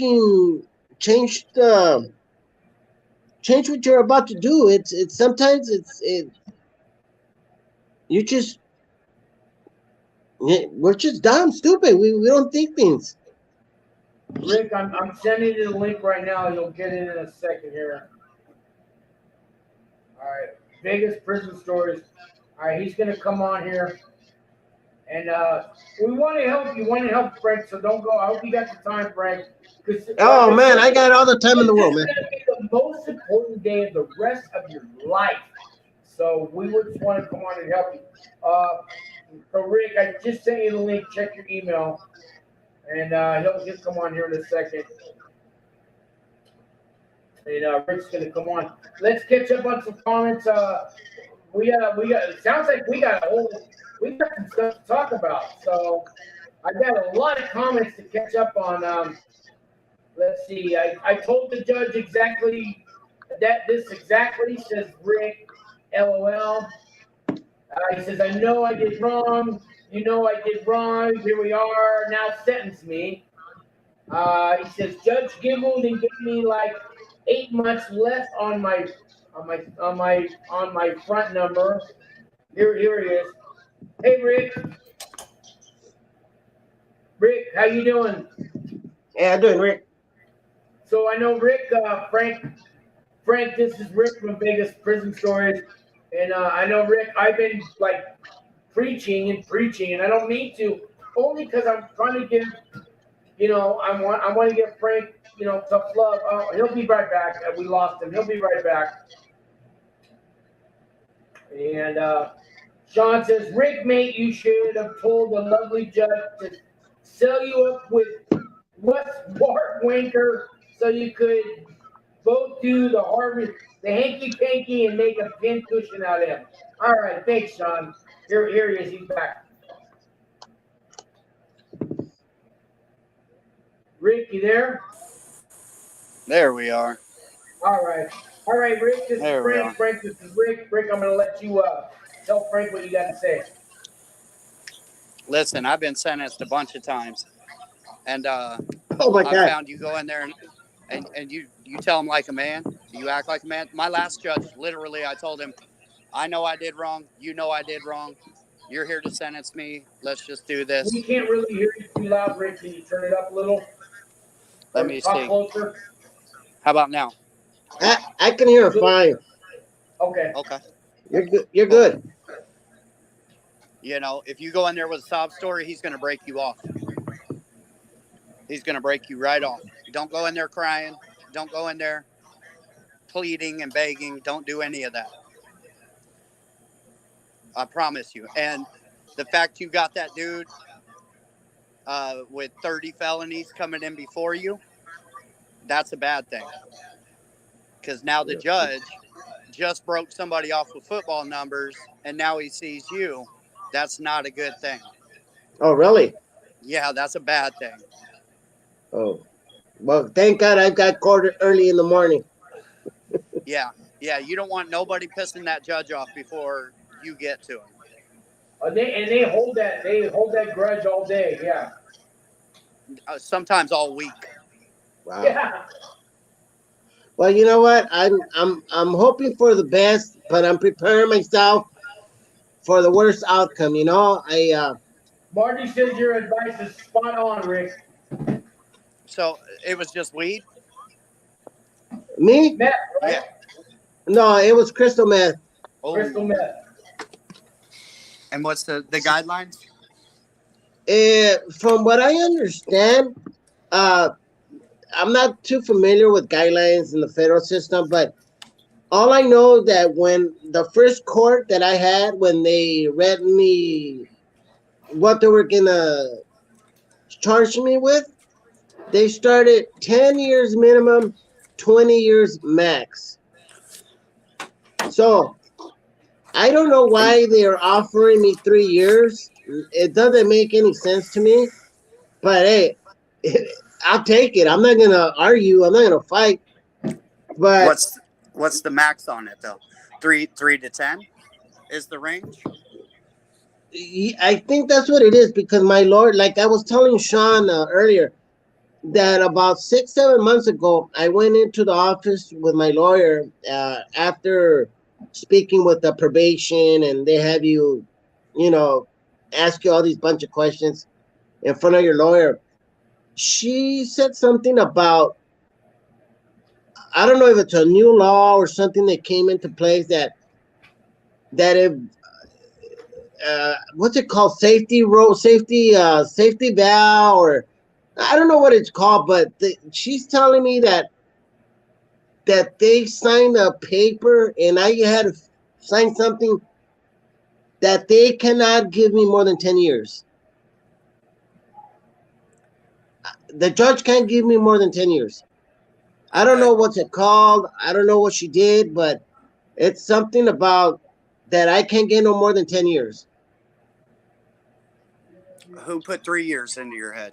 Well, my lawyer, like 6 months ago when I was talking to her in her office, said that the prosecutors are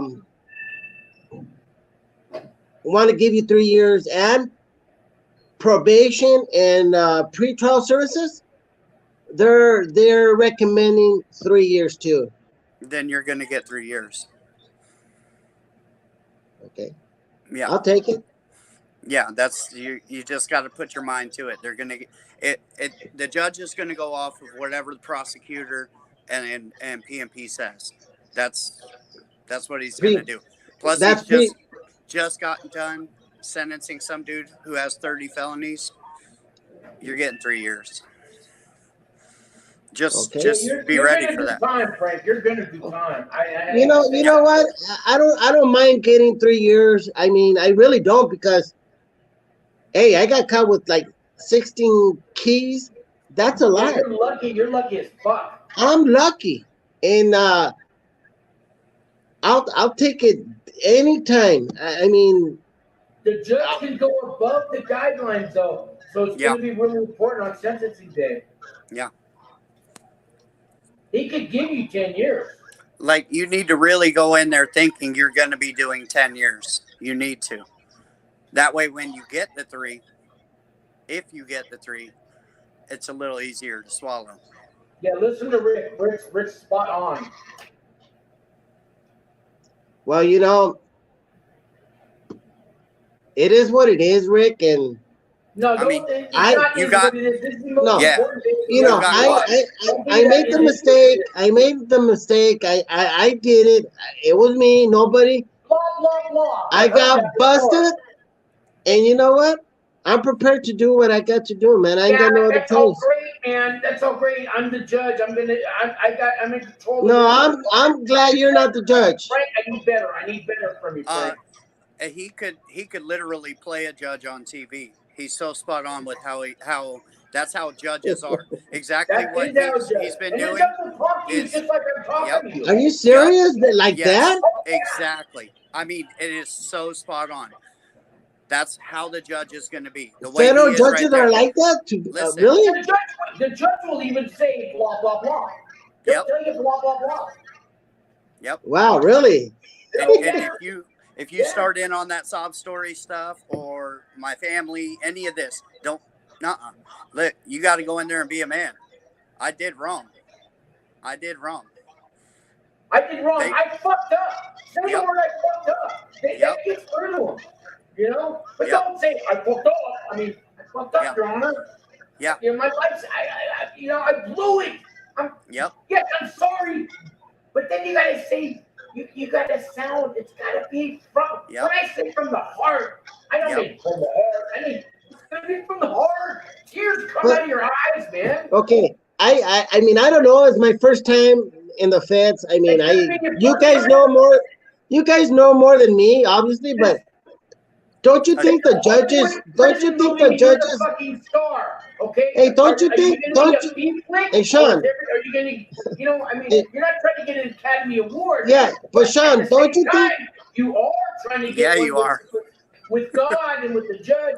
Yes, and you know what? But don't you think? Don't you think the? Nothing. It's got to be. But don't you think? Real. Don't you think?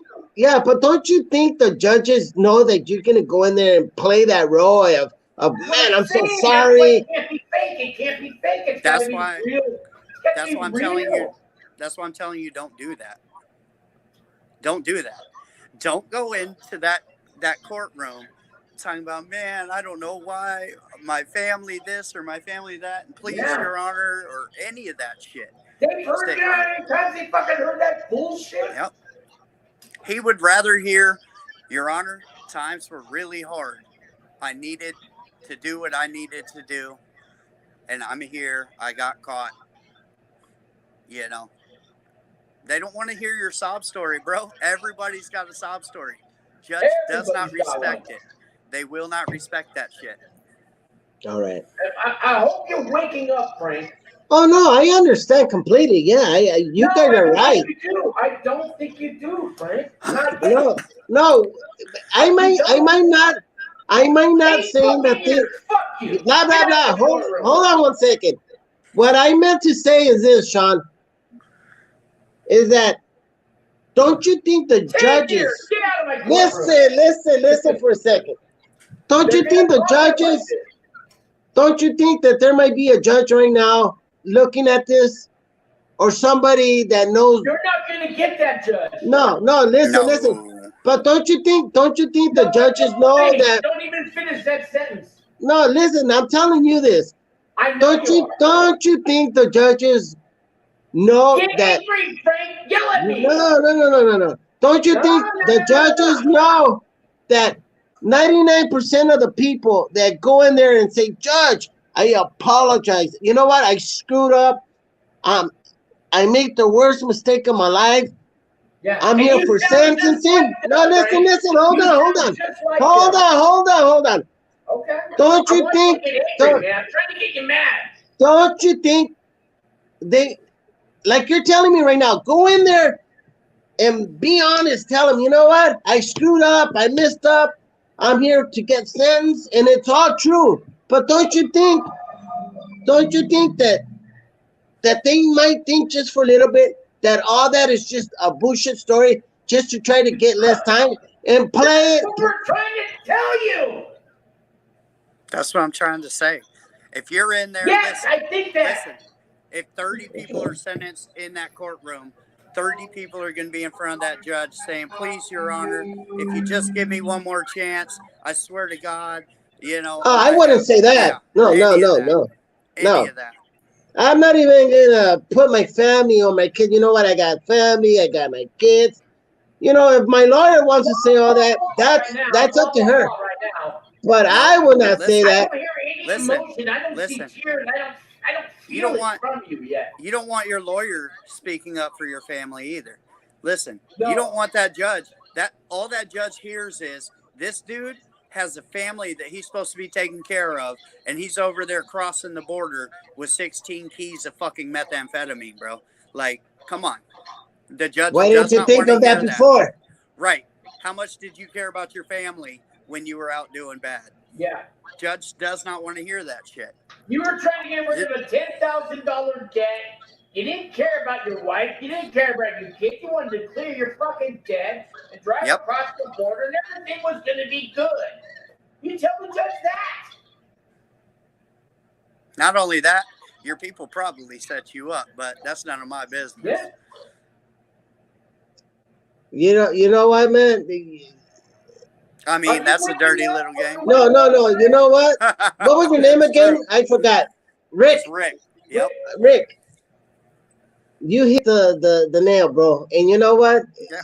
They did this on purpose. Yeah. And I'll tell you why. You did this on purpose. I can't tell you why I can't tell you why on YouTube. But if I ever talk to you on the phone, I'm gonna let you know what happened. I know exactly what happened. They gave you 16 keys. And then they put like 100 keys behind me. Hey, called Border Patrol and said, watch out for this car. And while they're over there and the dogs are over there sucking the tailpipe of your car, 400 keys are going through, bro. Get out of here. I know. Yeah. I'm hip to it. Hey, I've lived a life, bro. You make all the sense in the world, Rick. You made the choice. You made the decision. Fuck your family. You're going to get your debt paid off and you're driving across the border. You just want that.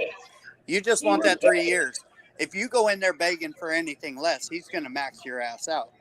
If you go in there saying, please. We're trying to help you, Frank. This is tough love. This is called tough love, Frank. Don't go in there asking. Why we're trying to help you.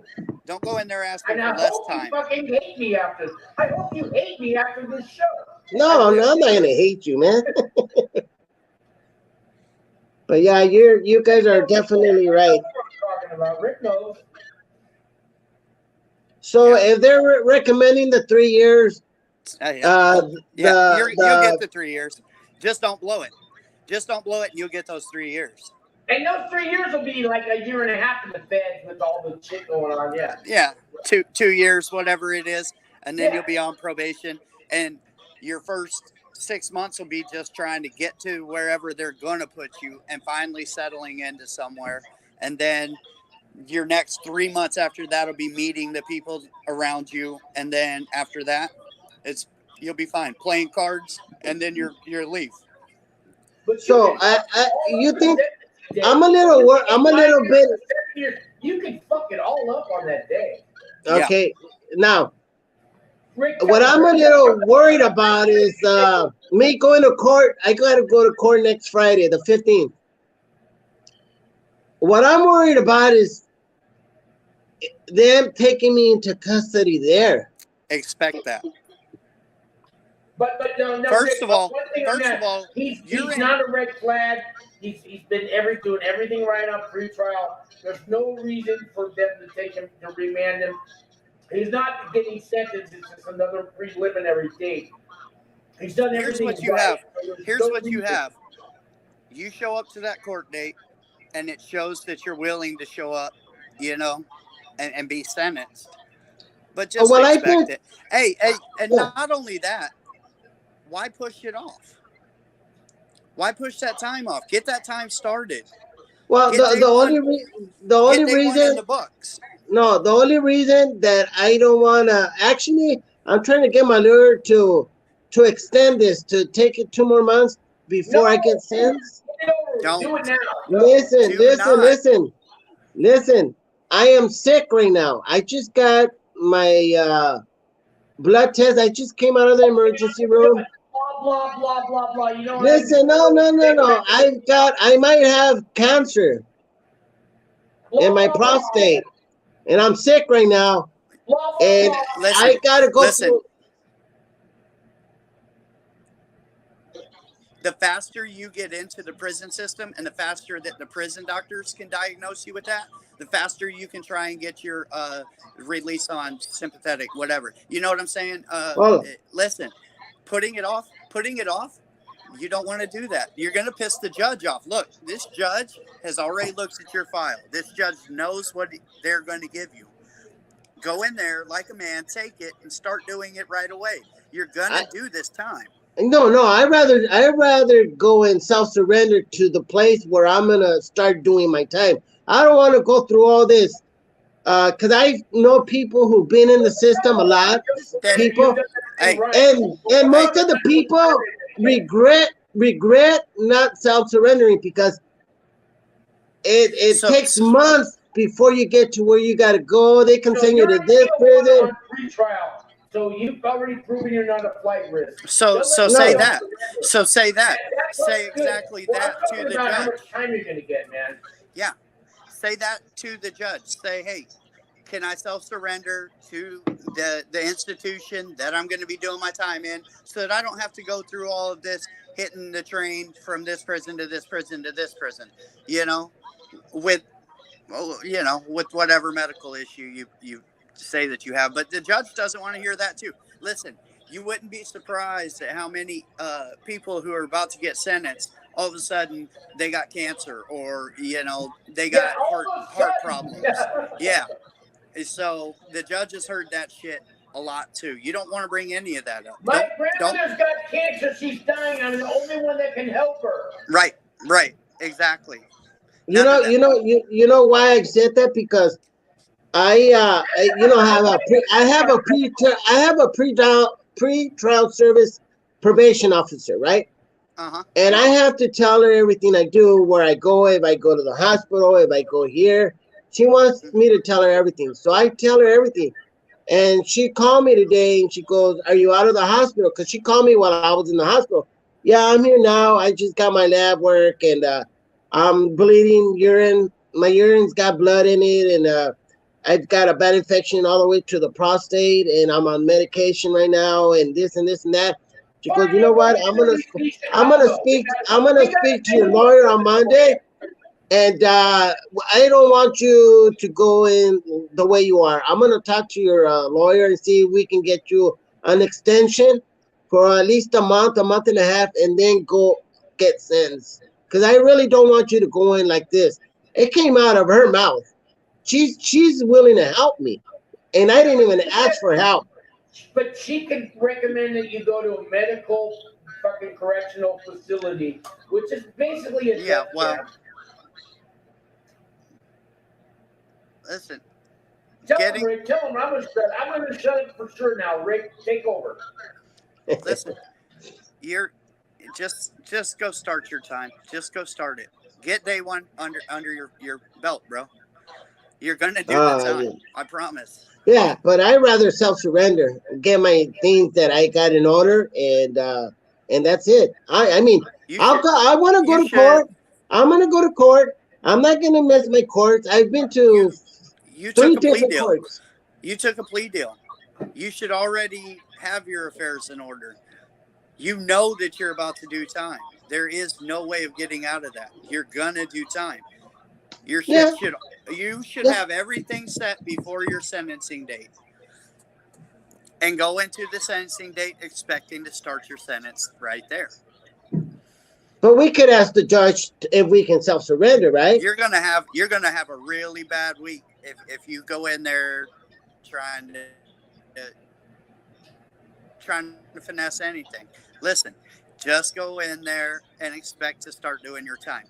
If the judge allows you to self-surrender, that's a win. If the judge only gives you 3 years, that's a win. Take those wins, and hopefully they can make you feel a little bit better than not doing 10 years and starting on that first day. But I mean, shit, bro, just go in there expecting it to be put in handcuffs and led into the back. Have you ever did any self-surrendering? Fuck no, bro. They had to catch me every time. I don't get probation anymore. I don't get any of that. I have 23 failure to appears.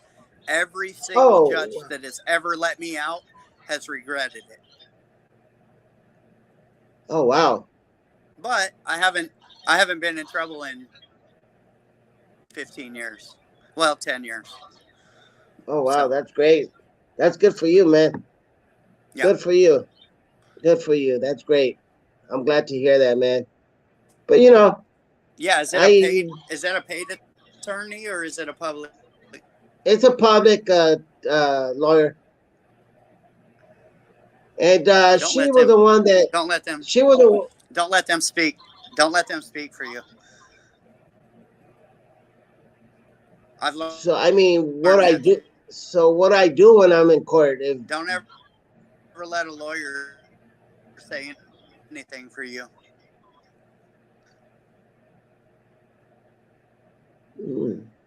I thought lawyers like a man. Say, Your Honor, I messed up. I got myself in. It's time for you. Sob story. Your Honor, he has done blah, blah, blah since he got out, and he has kids. And the judge does not care. Everybody who goes to prison has kids. The judge does not give a fuck. All he cares about is you manning up and saying you did it. All right. And you being willing to take your medicine for doing it. That's all the judge cares about. I did it. I messed up. I'm not going to sit here and cry. Oh, they love to hear you say that too. I'm not going to. I had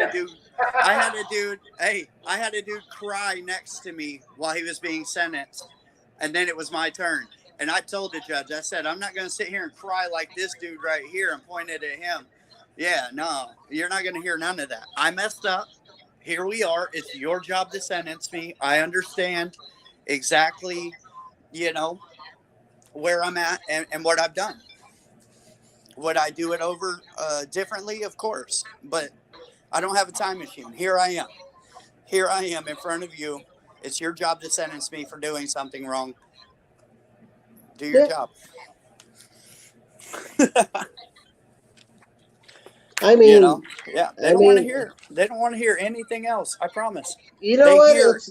It's so weird that everybody says a whole lot of different things. Everybody that I meet says one thing, somebody says another, and all I know is that when I've been in, those people they've been in prison. Hey, listen. Yeah, I've been in prison. Listen, when I first started getting sentenced, it was the sob stories, and I would get the max that the judge was on my plea deal, or the max that the judge could give me every time. Eventually, I got fed up with it. Every time I got in front of the judge, I was bothered by being in front of the judge, and I would tell the judge, I know I did wrong. You know I did wrong. It's your turn to sentence me. Here I am. And the judge would give me less time than they were looking at. Or, the judge would break me off for being a man. They'd give me good deals. Good.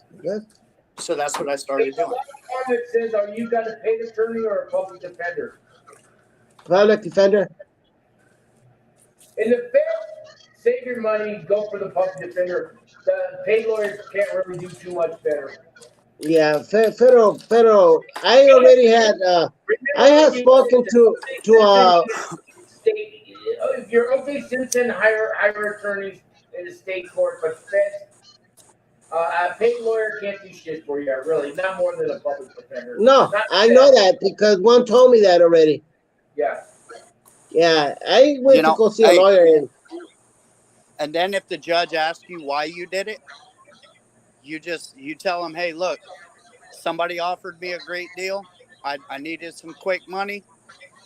I was stupid and I did it. That's it. Let me hear that from you, Frank. Why did you do it, Frank? Because I wanted to. No, don't say it like that. Detail? Give me some more detail. That's a quick answer. That's great. But Frank, let me really hear. Why did you do it? I can't tell you why, man.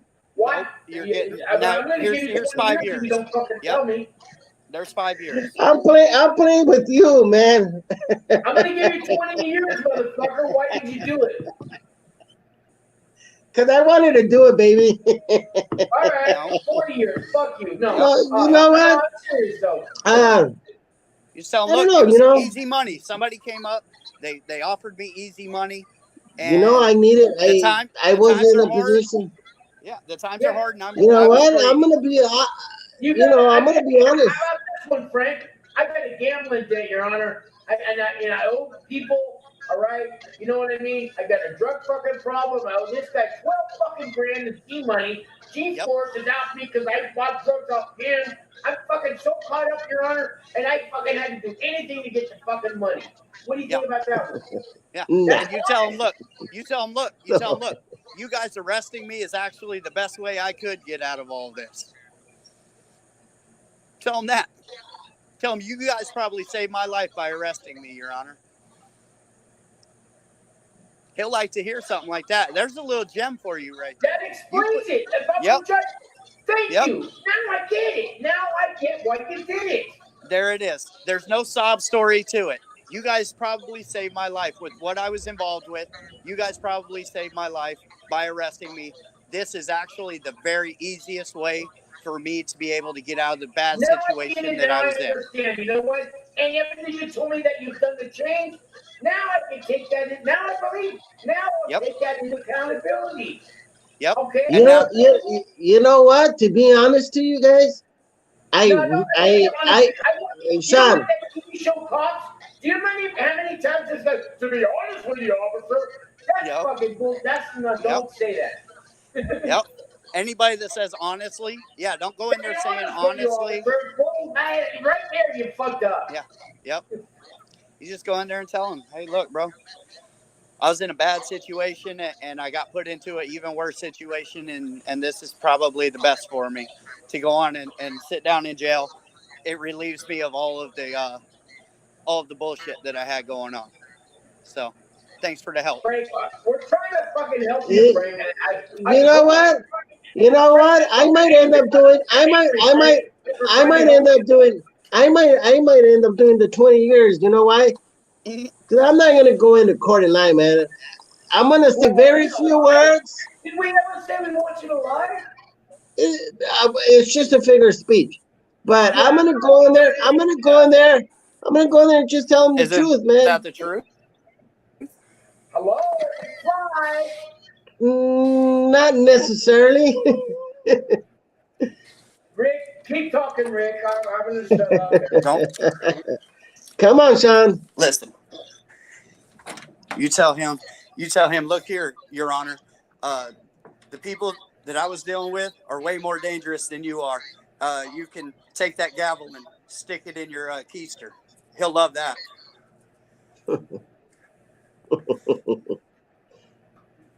No, look. You just go in there and just tell him, look, Frank, I was in a bad situation. Everything we told you stinks in your fucking head. And Frank, I hope you fucking understand what we're trying to say. And when you talk to that judge, all this comes back and something from your heart. And I don't mean something from a Hollywood movie script. But when I say talk from your heart, I mean real. Listen, the day before you go to sentencing, we're at the 2 hour and 7 minute mark. I want you to come back and watch this. This is exactly what you say to the judge. I was an idiot. I got myself involved in a bad situation, and then I put myself in a worse situation trying to get out of it. And now I'm here. Just tell him that. That's all he wants to hear. That's you. That's you. It's not just the honesty. It's the way you speak the honesty. Exactly. I like that, Steve.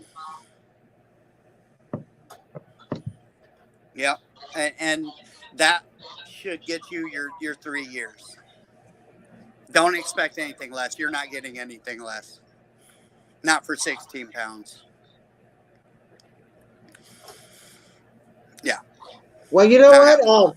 It's so funny that. Do you think Rick came on here because there's nothing on TV tonight? Listen, I literally have a video I should be shooting right now. Frank, do you think Rick is on here because he's got nothing better to do? No. Thank you, Rick. I appreciate it, man. He's on here He asked to come on here, Frank. Why? Why did Rick want to come on here, Frank? I promise there's probably nobody on this panel or in this chat that's been sentenced more than I have. I've stood in front of a lot of judges. If I have 23 failure to appears, that's 23 court cases that I've dipped out on. You know, wow. These are people who love you and care about you and don't even fucking know you, Frank. We're tough love, whatever you want to call it.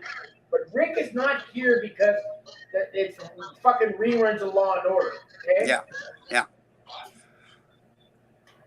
That's all good. I'm telling you, you just go in there and tell you're in a bad situation. I guess every case is different. And no, look. It's I don't think the judge. I don't know. It's a personality thing, I guess. It's an ego thing, maybe even. I could stand in front of your judge with your charges and get less time. You are not what the judge is looking. The way you talk, the way your mannerisms are not good. They're not conducive to being sentenced. You need to go in there with a game plan. I've heard this any of that 1,400 fucking times in my 20-year career. Yep. Convince me, fucking Frank. We could have this. You know what? I'm not gonna try to convince the judge. Nothing, bro. I'm not like that. I might just end up getting the 20 years. I don't care. That's the way I am. I'm not gonna go in there. I'm not gonna go in there and lie to the guy. You say that now. You say that now. I'm gonna just go in there and say the truth. You know what? I messed up. I apologize. What else can I do? I can't change it. Hey, I can't go in there. I can't change anything now. The only one that can change. You're gonna break down. You're gonna break down.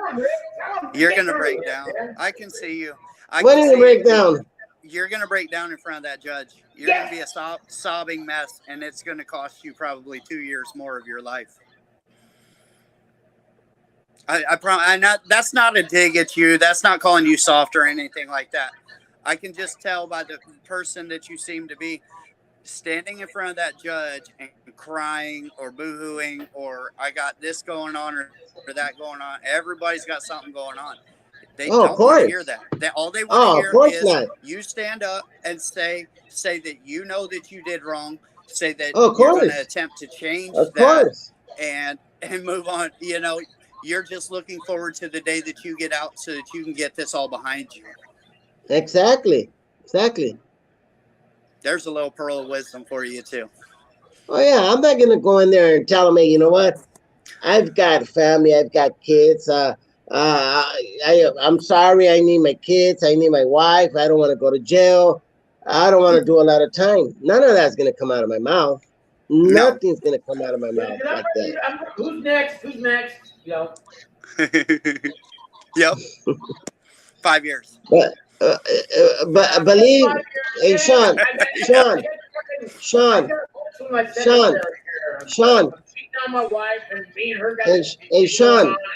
Hey Sean. Yeah. There's a difference, but there's no difference between people. I'm Mexican, you're white, he might be Chinese. We're all equal men. I see everybody the same. I love everybody the same.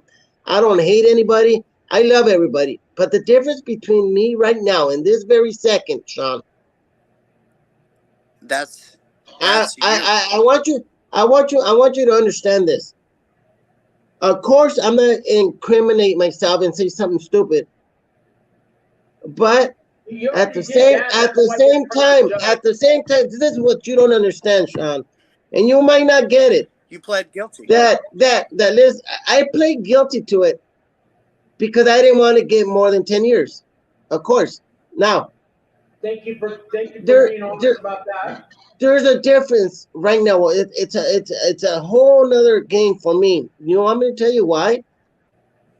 Sure. And a lot of people might see it as soft, but if you really knew me, you wouldn't think I'm soft. Listen.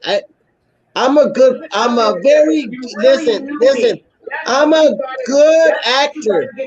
Listen, Sean. Listen, hold on, Sean. Sean, I am one of the best. I'm gonna say it. I'm one of the biggest bullshitter you will ever find in your life. Oh, I could listen. Listen. The judge is gonna see right through that shit, and he's gonna smoke your fucking boots. Watch this. Watch this. Watch this. Sean. You're done, bro. I'm not going nowhere. Listen. The difference right now, and I understand completely what you guys are telling me, and you know what? I'm grateful. I think that you guys taking your time. I don't think you do, because you haven't repeated a single word that we've said, and I've been on this panel for about a half hour. So I think you're just smooshing, and you're like, yeah. I do it all the time. No. I get it. Listen. I know, but. But exactly. You don't let me talk. You keep talking, and you guys don't let me finish a sentence. I'm gonna give you the floor. I'll shut up. Look it might sound funny to both of you or to whoever's listening, but there's a big difference right now, today, not yesterday, not a week ago, not when I got busted, not when I was dealing and wheeling. Right now, today, right now, I can tell you that I don't see things the way I used to see them. I know without a doubt that the Lord is with me, not because of who I am, not because I'm Frank, not because what I do or I don't do, because of the love of God that was shed upon us by Jesus. When I gave my life to the Lord, I gave it to him because I did it with all of my heart. I honestly gave him to him. And I didn't give it to him because of my problems right now. I gave it to him because I need Jesus. I need the Lord. I need a Savior. 100 years from now, nothing is going to matter. We're going to be gone. But you know what? I think about my future, my eternal life. And everything you guys are telling me, I'm going to do that, believe me. But I have a different way of thinking. You know why? Because the Holy Spirit lives within me. And I've got to learn to trust in this. Trust in the Word of God. And if I can't trust him, who do I trust? Everybody will let me down. My mom will let me down. My wife will let me down. Everybody in this world will leave us behind. And you know who the only one that's going to be there? 24 hours a day, 7 days a week. All your life is the Word of God. And that's why I am the way I am right now. Okay. If I would have been in this situation 10 years ago, man, bro, believe me, I'm not no angel, man. That's what I'm saying. I know how to act. I can. That's all. Touching. Oh my God, that is all very touching. I'm gonna say that's but all great. Where was your love for God when everything you were? You said, perfect. That's where I'm. That's where I'm heading to you. I've always been in church. I've always been in church. So you were a church boy man when you were. Yes, when you were carrying 30 pounds of methamphetamines across the border of Mexico. But see, that's why I can't tell you that. I can't tell you why or how it happened. Yes, it makes me look bad. It makes me look. You don't have to tell me.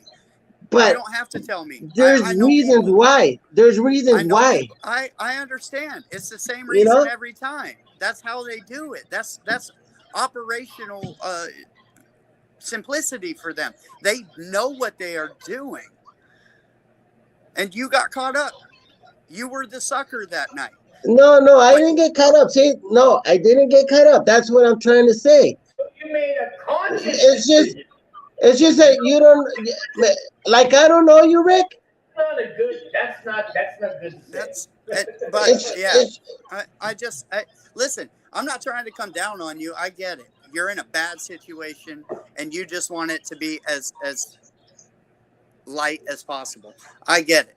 But you also need to understand, like, you got some big shit you got coming up. You got to talk to this judge and coming around talking talking about your Bible, that man is just going to look at you and say, well, why weren't you reading your Bible instead of moving heavy drugs across a country's border? I never said, I've never, I would never bring the Bible into the court. Okay. I will never tell the judge that I'm going to church, that I gave my life to God, I've changed. Listen, you need your family to speak for you. That's what the judge listens to. They don't give a fuck what you got to say. It's what your wife and your kids have to say. That's what matters. They need to come up and they need to say, Your Honor, please. If you say, Your Honor, please, he's going to smoke your fucking boots. You really think so, man? I'm 100%. This is the most important thing in the rest of your life. Do you understand what I'm saying? The most important day. This day is you'll never forget sentencing day, ever. Yep. And you could blow it. And the reason, listen, most of the time, I would say, oh, well, the DA or the prosecutor's going along with it, PMP's going along with it, the judge will go along with it. That's a lot of fucking weight they caught you with. And there's a 7-year difference between the minimum and the mandatory or the maximum of that sentence that he can land on. Right? Right. I mean, bro, you're in a bad, ugly spot. That judge is, listen, he probably has his idea. If he comes in here and says the right thing, I'll give him his 3 years. If he comes in here and says something fucking ignorant or acts like a little baby, I'm going to give him fucking 5 years. All the way up to 10. All the way up to 10 if you tell him to go fuck himself. So this is what I don't get, Rick. Like I told my lawyer, I was in jail with some guy, and we were talking, and he's been in and out of prison all his life. I mean, he's a gangster. His wife got caught up with, man. Marty, I mean, so much drugs, so much weapons, heroin, crystal meth. I mean, big time. And she only got 8 years. How much? Frank, 8 years. I gotta call her, Marty. How is it that and that's not the only person. I met a lot of persons while I was there, like for 2 months, and they would talk about, oh, my dad got caught with this, my uncle got caught with that, and I'm thinking, how in the world they do 8, 7 years, 5 years, and they're trying to give me 10 to 20 when it's nothing compared to what they've got. Frank, Marty's on the phone. He just got sentenced in federal court. Marty, take the floor. All right, so I'm gonna dip out. Wait. I'm gonna go. All right, Rick. Everything that Sean and Rick are saying is right. I hired a super lawyer. They are saying the same thing the best attorney in the state of Missouri has said. I just got sentenced for marijuana. You go in there, you don't say much, you apologize to the court and your family for wasting their time. He asks you why you did it. You do what Rick said. I was in debt for $7,500. That's why I did it. The judge said, well, that's not good enough. And I said, well, I had to pay back my debt. I got in a bad situation, and now I'm here. I'm here. I'm ready to be sentenced. I'm ready to be a man. And the judge will go, okay. And the whole time, the judge doesn't look at your PSR. He lets the prosecutor, whatever your maximum you're looking at, the judge keeps throwing in your face. And then at the end, he goes, okay, if you see anything else other than that, apologize, I did it, give me my sentence, let's move on. He's going to smoke your boots, just like Rick said, dude. I paid a lawyer $20,000 to hear that information. And it's all right. I mean, they don't care if you broke the law, you're a bad dude. They want you to pay. It don't matter if I was 41 years old with no criminal record, and they were trying to give me 5 years. They don't care about your record. They just want you to hear, you did it, man up to it, don't give me an excuse. Okay, you did it because you got caught up again? Okay, I understand. It's not lying. It's probably the truth, right? But I mean, Sean and Rick are really just trying to help you. That's all. I mean, it's the truth. You know, I mean, I was in the weed game. If you're bringing shit across the border, you need money. You don't. I need money in a bad situation. So in a worse situation, you'll respect that more than anything else. And I think it'll be fine. But the less you say, the more you say what is to the point, like they're telling you, the better sentence you'll get. You may not want to say anything at all, Frank. At this point, from what I'm hearing, what do you think? What do you think, Marty? Should he talk to the judge or not? I think you should say what I just said. Basically, Yeah. when I went in, you know, because I mean, I just got to the phone, but did it. I owed money. I'm here to get my sentence. I've been saying that I believe in God all day. I've been to a 25-month rehab. They didn't care. All he kept asking the prosecutor was, what's it's 3 to 10? Oh, it's 10? Oh, keep bringing up 10. I'm going to keep bringing up the larger part of the sentence until I get you to come. So you just got to go in there and say, I fucked up and did it. And, you know, I owed money or whatever. And it'll go a lot better for you. Marty just got sentenced in federal court, so listen to him. You know, you'll be fine. This sucks. You go in there, everybody there is staring at you like you killed someone. You didn't kill someone. You did a drug crime. You didn't kill nobody. You didn't hurt nobody. You know, staring at you like you did. And if you even talk, you gotta talk the calmest person in the world. You gotta be like, you want to use Jesus? You gotta talk calmly like Jesus, because the judge is gonna bad for you, whatever you say. So you just gotta talk calmly back to him. It'll be done before you know it. You know, it'll be done before you know it. And if you're lucky that you're only getting looking at 3 years, when I went, they gave someone with 20 keys that you got caught, they gave him 25 years. 25 fucking years somebody got, Frank. You hear that for what you did? 3 He years? got how much? So, 25 years. Guy with the same charge. same charge. And in Missouri, they don't fuck around. I got 7.5 years probation for 7 pounds of marijuana. 7.5 years probation for 7 pounds of weed. I got a super lawyer. I went to rehab. I believe in God. I went to church. Judge don't fucking care. You hear that? He believes in God. He goes to church, all that. Judge don't care. They don't care about that. They want you to say what Sean and Rick are saying, which is the truth. Fucked up, you got involved, and that's that. And I'm here to take one sentence. You know? Give me my lumps. Yeah. And that's all you got to do, and then it'll be over. But in the public pretender, they just lie. Even my lawyer that's I paid, he just lied.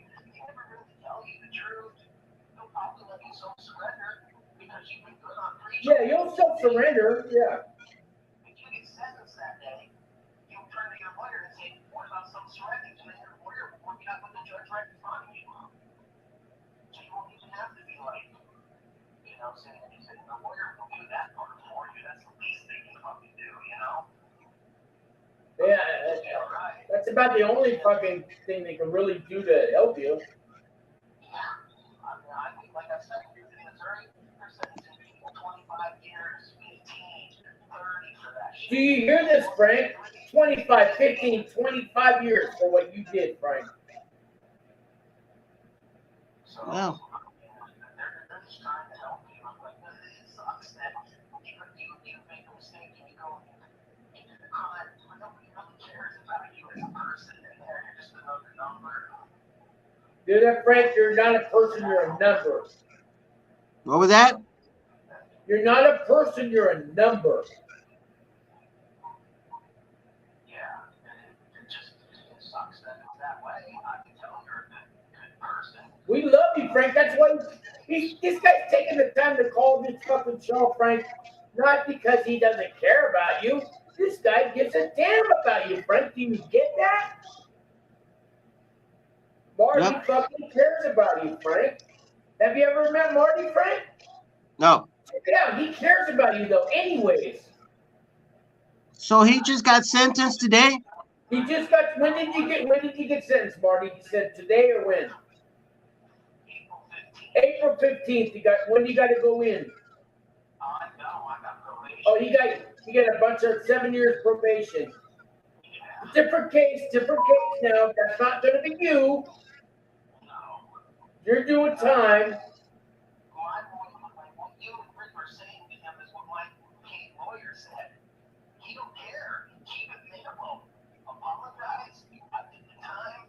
That's it. I'll take care of telling them you did the rehab. How many community service have you done since you've been out? Yeah, how much community service hours have you done since you've been on free trial? Is it 0? Do I hear 0? You haven't done any community service? Frank, no community service? No, Have you they've never been- asked me to do it. Have you been to AA meetings? Have you No. volunteered at the food bank? Well, I live in Mexico, so, you know. If I was a judge, I'd say I got people I know that have done 100 hours community service every month, fed homeless, all that. And guess what? They're not even in my courtroom. So who are you? No, I've never done any. Why not? Why haven't you done any of that, Frank? I didn't think I needed You to. got people starving in Tijuana. Don't tell me they don't. I've been Hey, what? to Tijuana. When you go to Tijuana, they're panhandling at the border.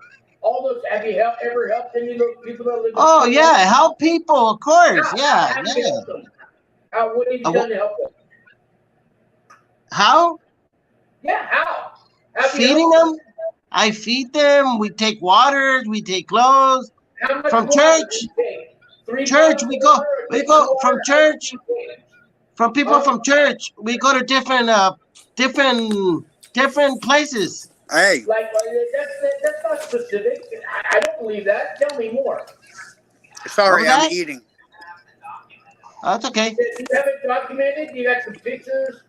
You have Yeah, of something to course. show me? Yeah, I got a lot of pictures. Hey, I hey, got Frank. tons of pictures. Frank, you live Yeah. in Mexico? Yes. The judge was just like, okay, everybody does that. Yeah, everybody does it. Everybody feeds the homeless. And they're not in my courtroom. Yeah. And you haven't done nothing to help the homeless? And you're Nope. in my courtroom? And you want what? How much time do you want?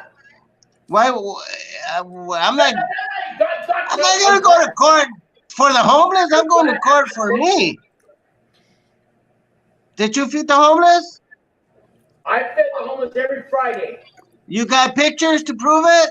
I got pictures. I got videos. I'm like, Let me see. I want to see them. I want to see them right now. See, blah, blah, blah, blah. If I don't see no pictures, blah, blah, blah, blah, blah. See, thank you. Now you're getting it. Nah, Now you're getting blah, it. blah, blah, blah, blah. Oh, Hell no. You just making stuff up now. thank you, Frank. I'm glad. No, you're making shit up now. Oops, sorry, Lord. Hey, You're Frank. making stuff up, man. Hey, Frank. Yo, Since you live in Mexico, I would expect that you're not going to get self-surrender. And not just that, if you run from it, he's going to give you the full 10 years. So you're going to need oh yeah, good I'm not gonna sentencing. run away. There's no reason for me to run away. It'll make things worse. I would expect to start doing my sentence on the day of God sentencing. bless you, Marty. Well, you know what? I talked to my lawyer and I talked to pre-trial services, and they told me that I qualified for self-surrender. Oh, okay. Good. Yeah. Maybe next week or something, I can get you on the channel. They told me that since I don't have any record or any any possessions of any guns or any kind of I got your number. I'll call you tomorrow. Okay, man. bad record.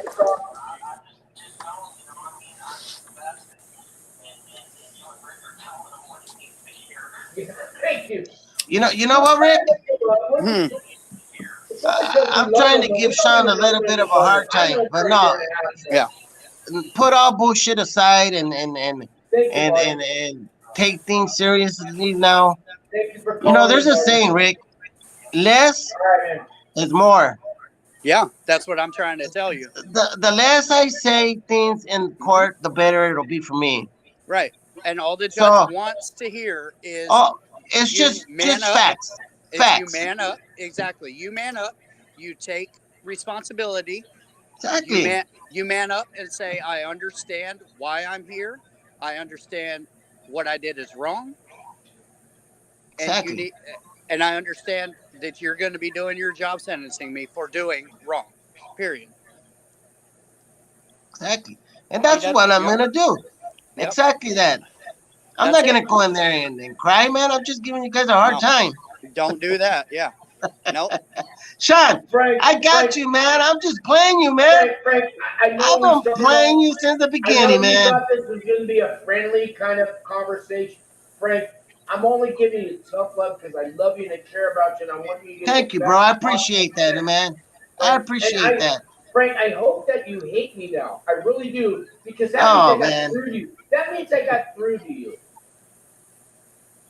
Don't worry, And- man. Everything's all good, man. Everything's good. You're going to be doing your time on a minimum anyway, right? I have, Non-violent. yeah, I think Non-violent. so because of the no violent crimes. Mhm. I haven't been in trouble, to be honest with you, in over 35 years. You'll be all right. 35 years ago, that's I plenty long think you're enough. going to get the 3 years. And Frank. You'll probably do 14 months for the halfway Mhm. house. And you'll be I'm not gonna do halfway house. Yeah, well, I want to most do. of the I time want to it- do. I want to do all my time inside. I'm not gonna come out and go to a halfway house. I'm not gonna do that. Hey, get you some tattoos. Oh man, I got like 50 tattoos already, dude. There you go. Get you 50 more. No, I don't want no more. Dirt Frank, No cheap. more stay away tattoos. from the poker tables and stay away from cell phones while you're in there. Those No, two just things listen. will get you sent to a low security behind that you'll never Yeah. trust. So Cell phones you don't. and poker Yeah. tables. Don't do You don't them. need a cell phone. You don't need a cell phone for anything. You get 500 free hours to call home in the federals now. 500 hours free on the phone. That's free. You know when I was 25 or 23, I got sentenced to 2 years, and I did a year and 2 months. Was it a year and 2 months? That's what you're gonna be doing now. I did that in Delano State Prison. I heard of that And place. huh? I heard of that place. Delano? Yeah, it's Delano and Delano. North Kern. It's called North Kern State Prison. And you know what? I learned a lot and you know, you didn't. That's why you're it's here now. Yeah, You didn't learn shit. That's why you're here tonight. But go on. What was that? What was that charge? possession. Yeah, you didn't learn shit, Frank. Yep. That's why you fucking. I'm sorry. You got to cop to that one, Frank. He's laughing. Hey, if it was 5 years or 4 years, but 35 years, that says a lot. I don't have to say nothing. The years will speak for itself. 35 years without being in trouble, that's being good. That's been good. So why the fuck did you fuck? Why? 35 years? You should have known better. If I was a judge, I'm going, yeah, 35 years, and now you fucking. You had a family and kids. 35 years. Everybody, you should have known better. If I was a judge, Yeah. that's not a good thing to do. I know that. You just Listen. don't give them the chance to even bring that up. Yeah. Right. That's the point. Right. That's why you keep it short and simple, and just let them know, hey man, look, I fucked up. I'm here. I fucked up. Yeah. No, of course, I was definitely. I was greedy. I saw You know what, Rick? I give you all the love and all the respect, Rick. Thank you for coming on the show. Thank you for. Thank you for. Hey, Sean. Blah blah blah blah. Keep it down a little bit. I'm talking. Rick, I really mean it from the bottom of my heart, bro. Not anybody will take 10, 20, 50 minutes of their time and speak to a totally stranger and giving them some advice, even though I might have not liked it at first. But you know what? It's that ego. It's that manhood.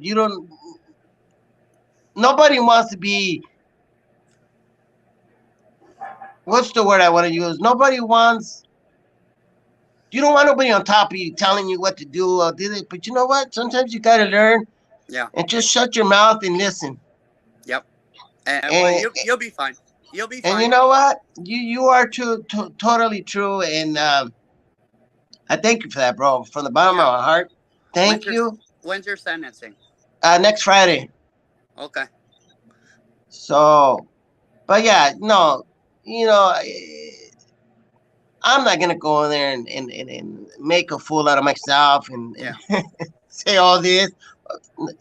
If you guys thought that, or I made you think that way, well, no, it's not gonna be that way.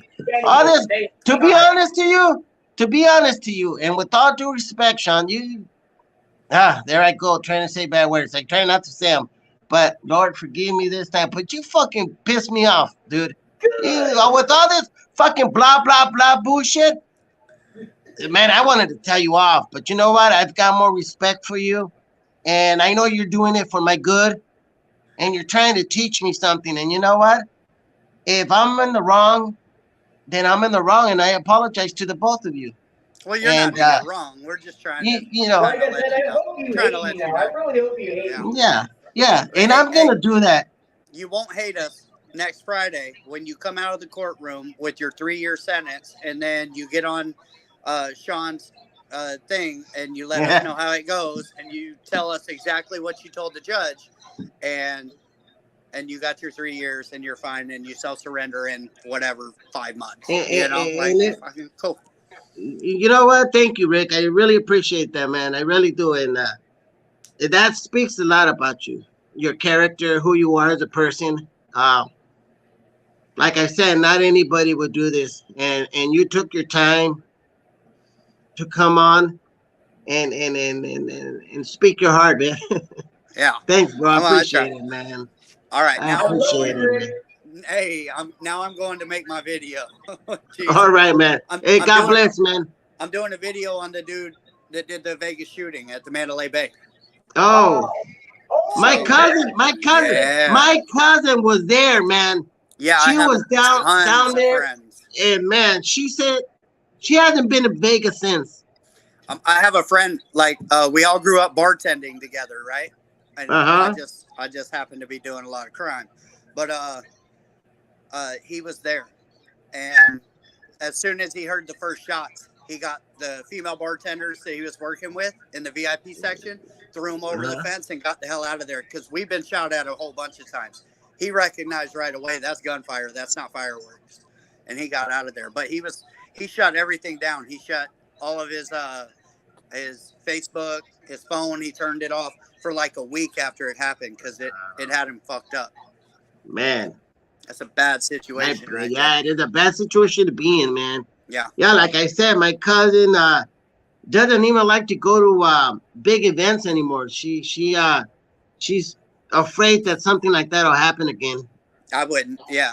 I don't. I just went to a Coldplay concert, but it was indoor. Coldplay. My wife likes Coldplay, so. Okay, cool. Treat her to a concert, even though good. Not my thing, but it was. But hey, you got to do what you got to do with the wife and keep her happy, man. Yep. That's what it's all about. Yep. You know, sometimes we gotta.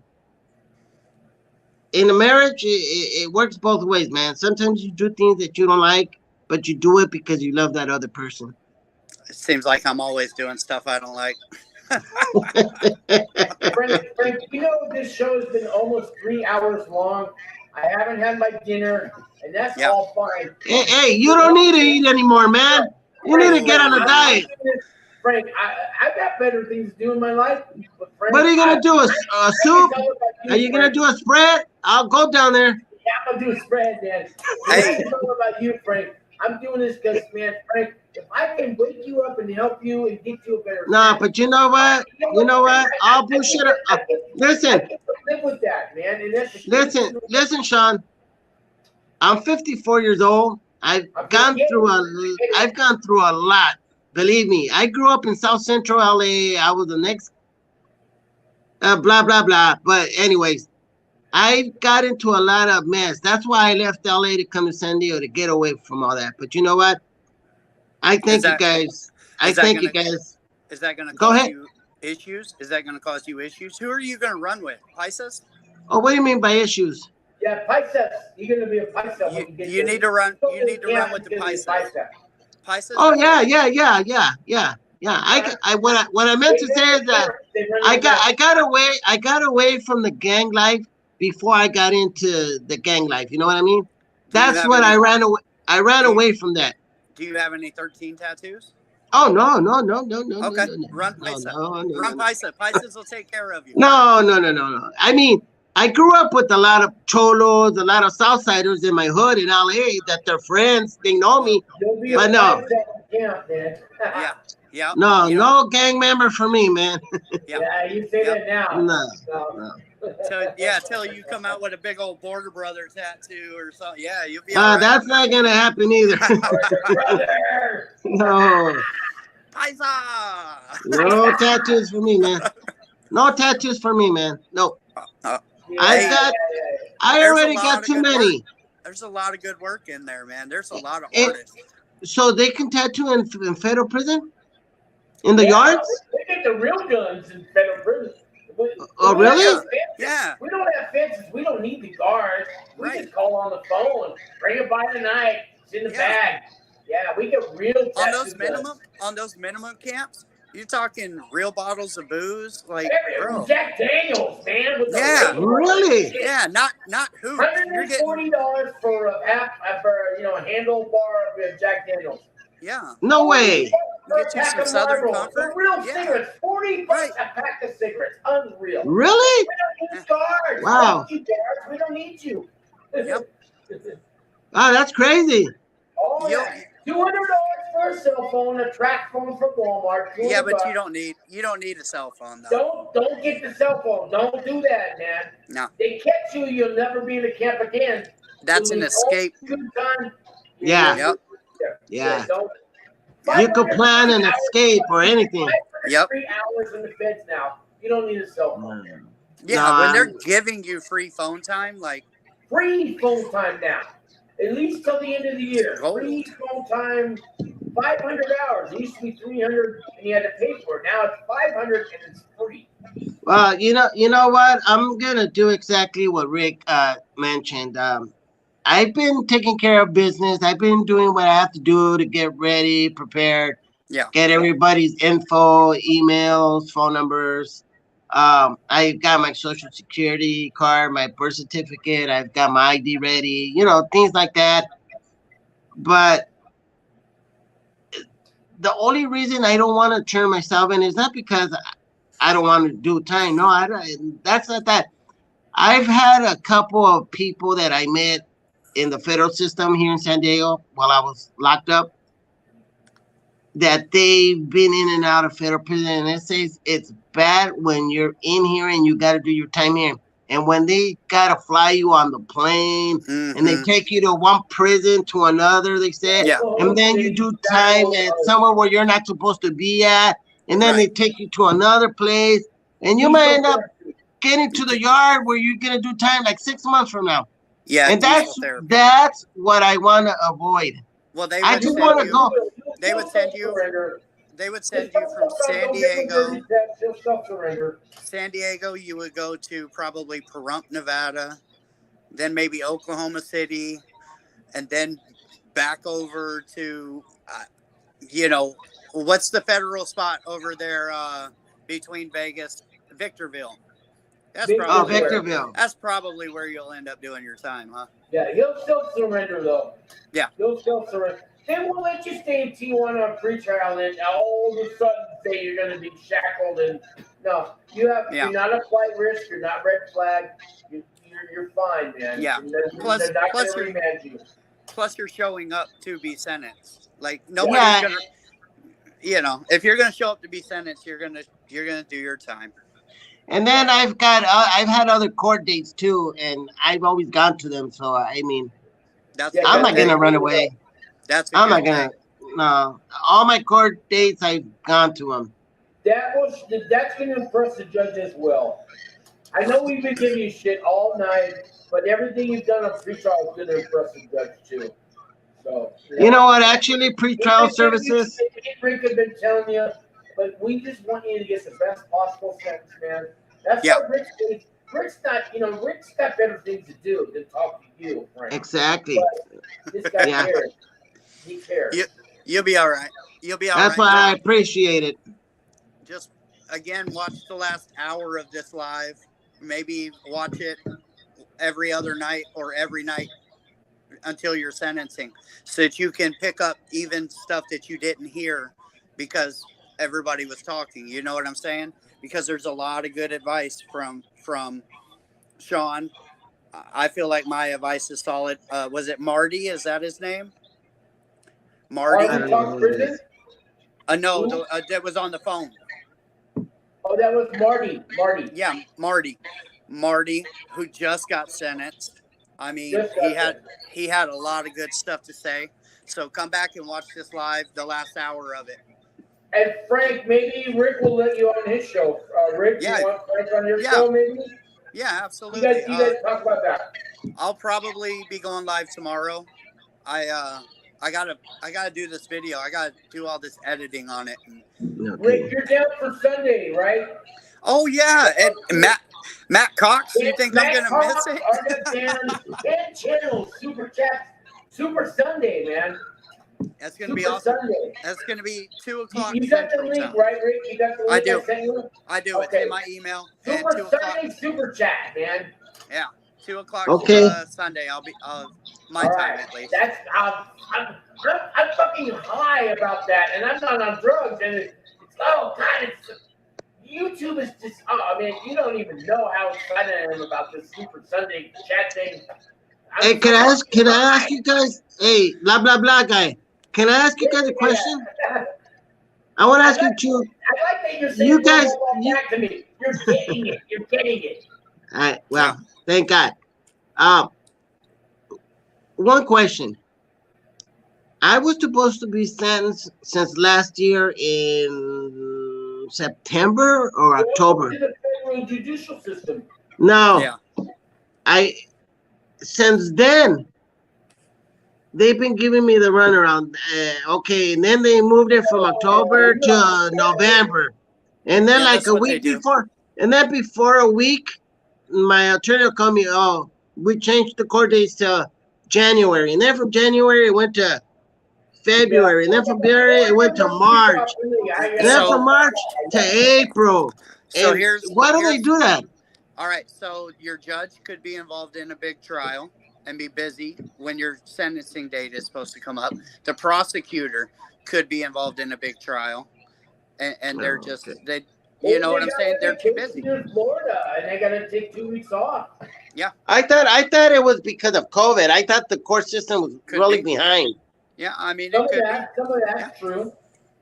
It could be anything. Who cares? You got an extra, year and a half.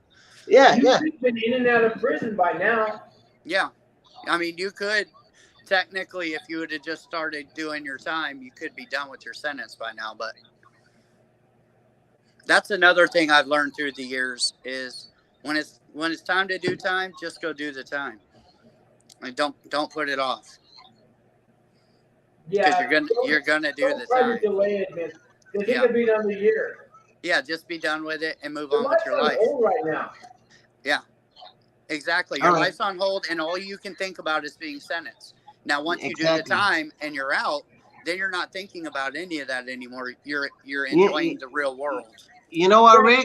How many times have you done the math? If like 15% good time or first step back, and how many times have you written down on a piece of paper how much time you could possibly get? Be honest. Yeah. Tell me. I didn't hear you. I thought you were talking to Rick. How many times have you written down and tried to figure out with good time and first step back and how much time I'm going to get? If I get 5 years, I get 2 years out. How many times have you tried to figure out how much time you're really going to get? To be honest to you, I've never tried, man. Yeah, it's not being honest. No, I'm serious. I know you thought about it, man. I know you. I've never thought about it, and that's no BS, man. I'm serious. I don't even have a chart. I don't even have paperwork for that. My very first prison sentence was 12 months, and I had a fucking calendar marking off days. You know how hard that time is when you're marking off days? on a calendar. Well, I learned you know real what? quick, It's don't do that. Okay. Right now, it's been very hard for me to even go on with my life right now because I don't know what's going to happen. You know what? I'm always used to having my trucks, my Silverados, and brand new trucks. I have a beat up. I don't even have a car now. I sold it, but I can't even go and get a car out of the dealer or do this or do that because I don't know what's going to happen with me. I don't know how much time I'm going to get, or you know. So everything's put on hold, man, and it's nasty. I stress out a lot. I just want to get it through. I want to just go do my time and get it over with. Well, then don't show pre-trial hell. Would you believe that? Then don't. Yeah, then don't self-surrender. Just start your sentence. Go in there with a pocket full of money, bro. Yeah, go then. Get it over with. Get her done. And I know. Diesel therapy sounds like hell, right? But 14 months from now, when you're sitting in a prison somewhere and you've been sitting in there for 8 months, you're like, fuck, I'd do anything to get on a bus or an airplane right now just to see something different. Right. I mean, that makes sense. I don't know. You're going to do what you're going to do. Me personally, I would just fill my pockets with cash and walk in on sentencing day, start doing my time. Because you want to go in with a bunch of money too, as much as you can. Because eventually the sob stories are going to start coming over the phone on why they can't send you money.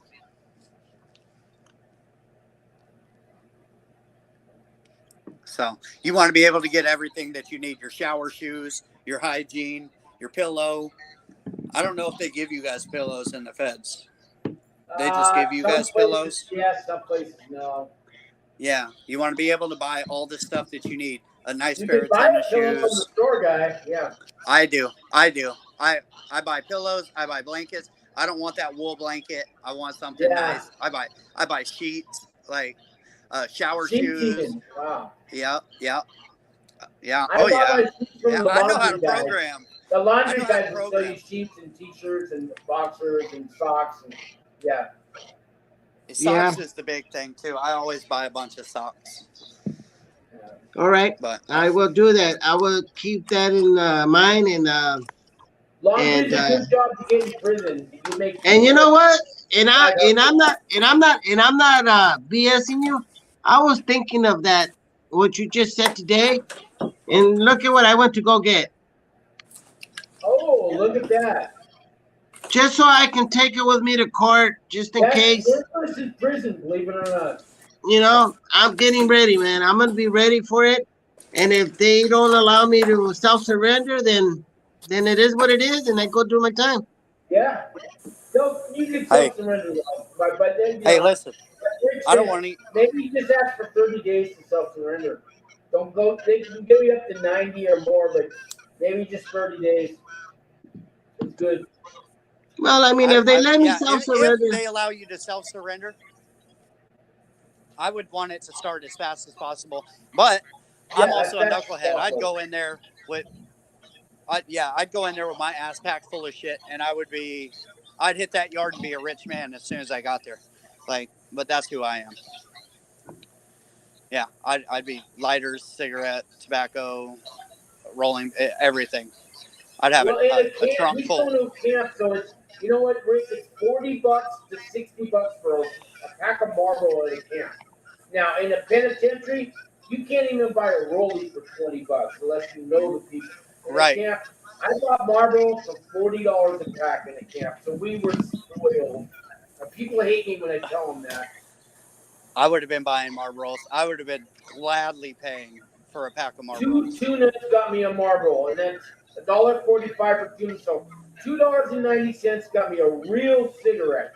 Oh, so I smoke like a cigarette every day.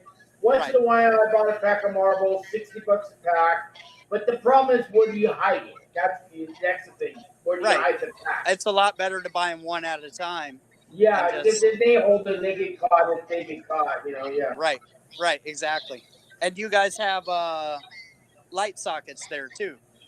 Yeah, we have lighters and batteries in the wire. The batteries in the troll wire. Hey, the wire and the batteries works. Wire and the batteries.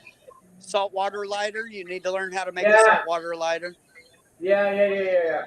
and how to pop a socket. Well, which is easy. You just do it with 2 pencils and you put toilet paper right between them and you stick them into the I socket. remember that. I learned that when in jail. The campers are so spoiled, Rick. If I told you everything we got access to, you'd hate me.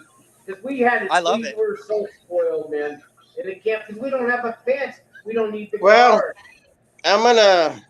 I'll see you guys tomorrow or Sunday, or I'll talk to you. It's been 3 fucking Sean. hours, guys. So yeah. Yeah. My wife's about to call me. She always calls me like around 10 o'clock, and it's almost going to be 10. And Rick, I'm gonna thank you guys. send you a copy of this show. You can edit it to the part where you came on and put it on your channel. Well, thank you guys for everything. I appreciate it. And thank you very much, Rick. Thank you. Hey, brother. I can't wait to hear from you next Friday night to see how it went. Okay. And I'm going to take your advice 100%, Rick. Okay, cool. Believe me. Trying to help. Yeah, I know that. And I should be more respectful and learn to keep my mouth shut and listen more. And for the 9 people who are still watching me, man, God bless you. Thank you for hanging on this long. I love you guys. You make the channel. You 9 viewers that are still here. Thank you. It was a really good live. Yeah, it was, really man. Good live. Super Sunday, 1 o'clock Mountain Time, guys. 10 channels all in one. Matthew Cox, RDAP Dan, doing time with Big Weedy. Right here from Vegas Prison Stories. Got a new girl. It's got a brand new channel. It's called so it's Lauren Seeley. It's well, check my website, but it's I can't remember the name. She only has 1 subscriber. We're gonna help her out. She's the only woman coming on the show. And then we got oh man, why am I I'm doing a break. Check my videos. 10 channels all in one. Sunday super chat. Sunday 1 o'clock. I'll add Vegas Prison Stories to her sub count, and my personal account, the Pokerwood Rick, is the account that I watch all of your guys' videos on, so that you get money, because I have premium. I have premium on the Vegas Prison Stories, right. So it's still money, but it's not good. Doing time with Big Weeby. That's a couple more. Just did I say RDAP Dan? He's coming on. Matthew Cox from Inside Crime True Stories. Great. Sunday, 1 o'clock, guys. If you live in New York, it's 3 o'clock. If you live in California, it's noon. But anyway, Sunday. Yes, sir. Okay, we'll see you guys Sunday then. All right. Hey, Rick, whenever you want, man, I'm here, man. All right. Yeah, go to my channel. Talk to you soon, man. Thank you. Okay. Yeah, definitely. All right, brother. It was a blessing, bro. All right, Sean. Okay, blah, blah. We'll see you later, blah, blah. All right. Hey, thanks, Sean. I appreciate it, man. Hey, this was great. I need it. And I know you're doing it out of your heart, man. I love you, bro. Thanks. We'll keep in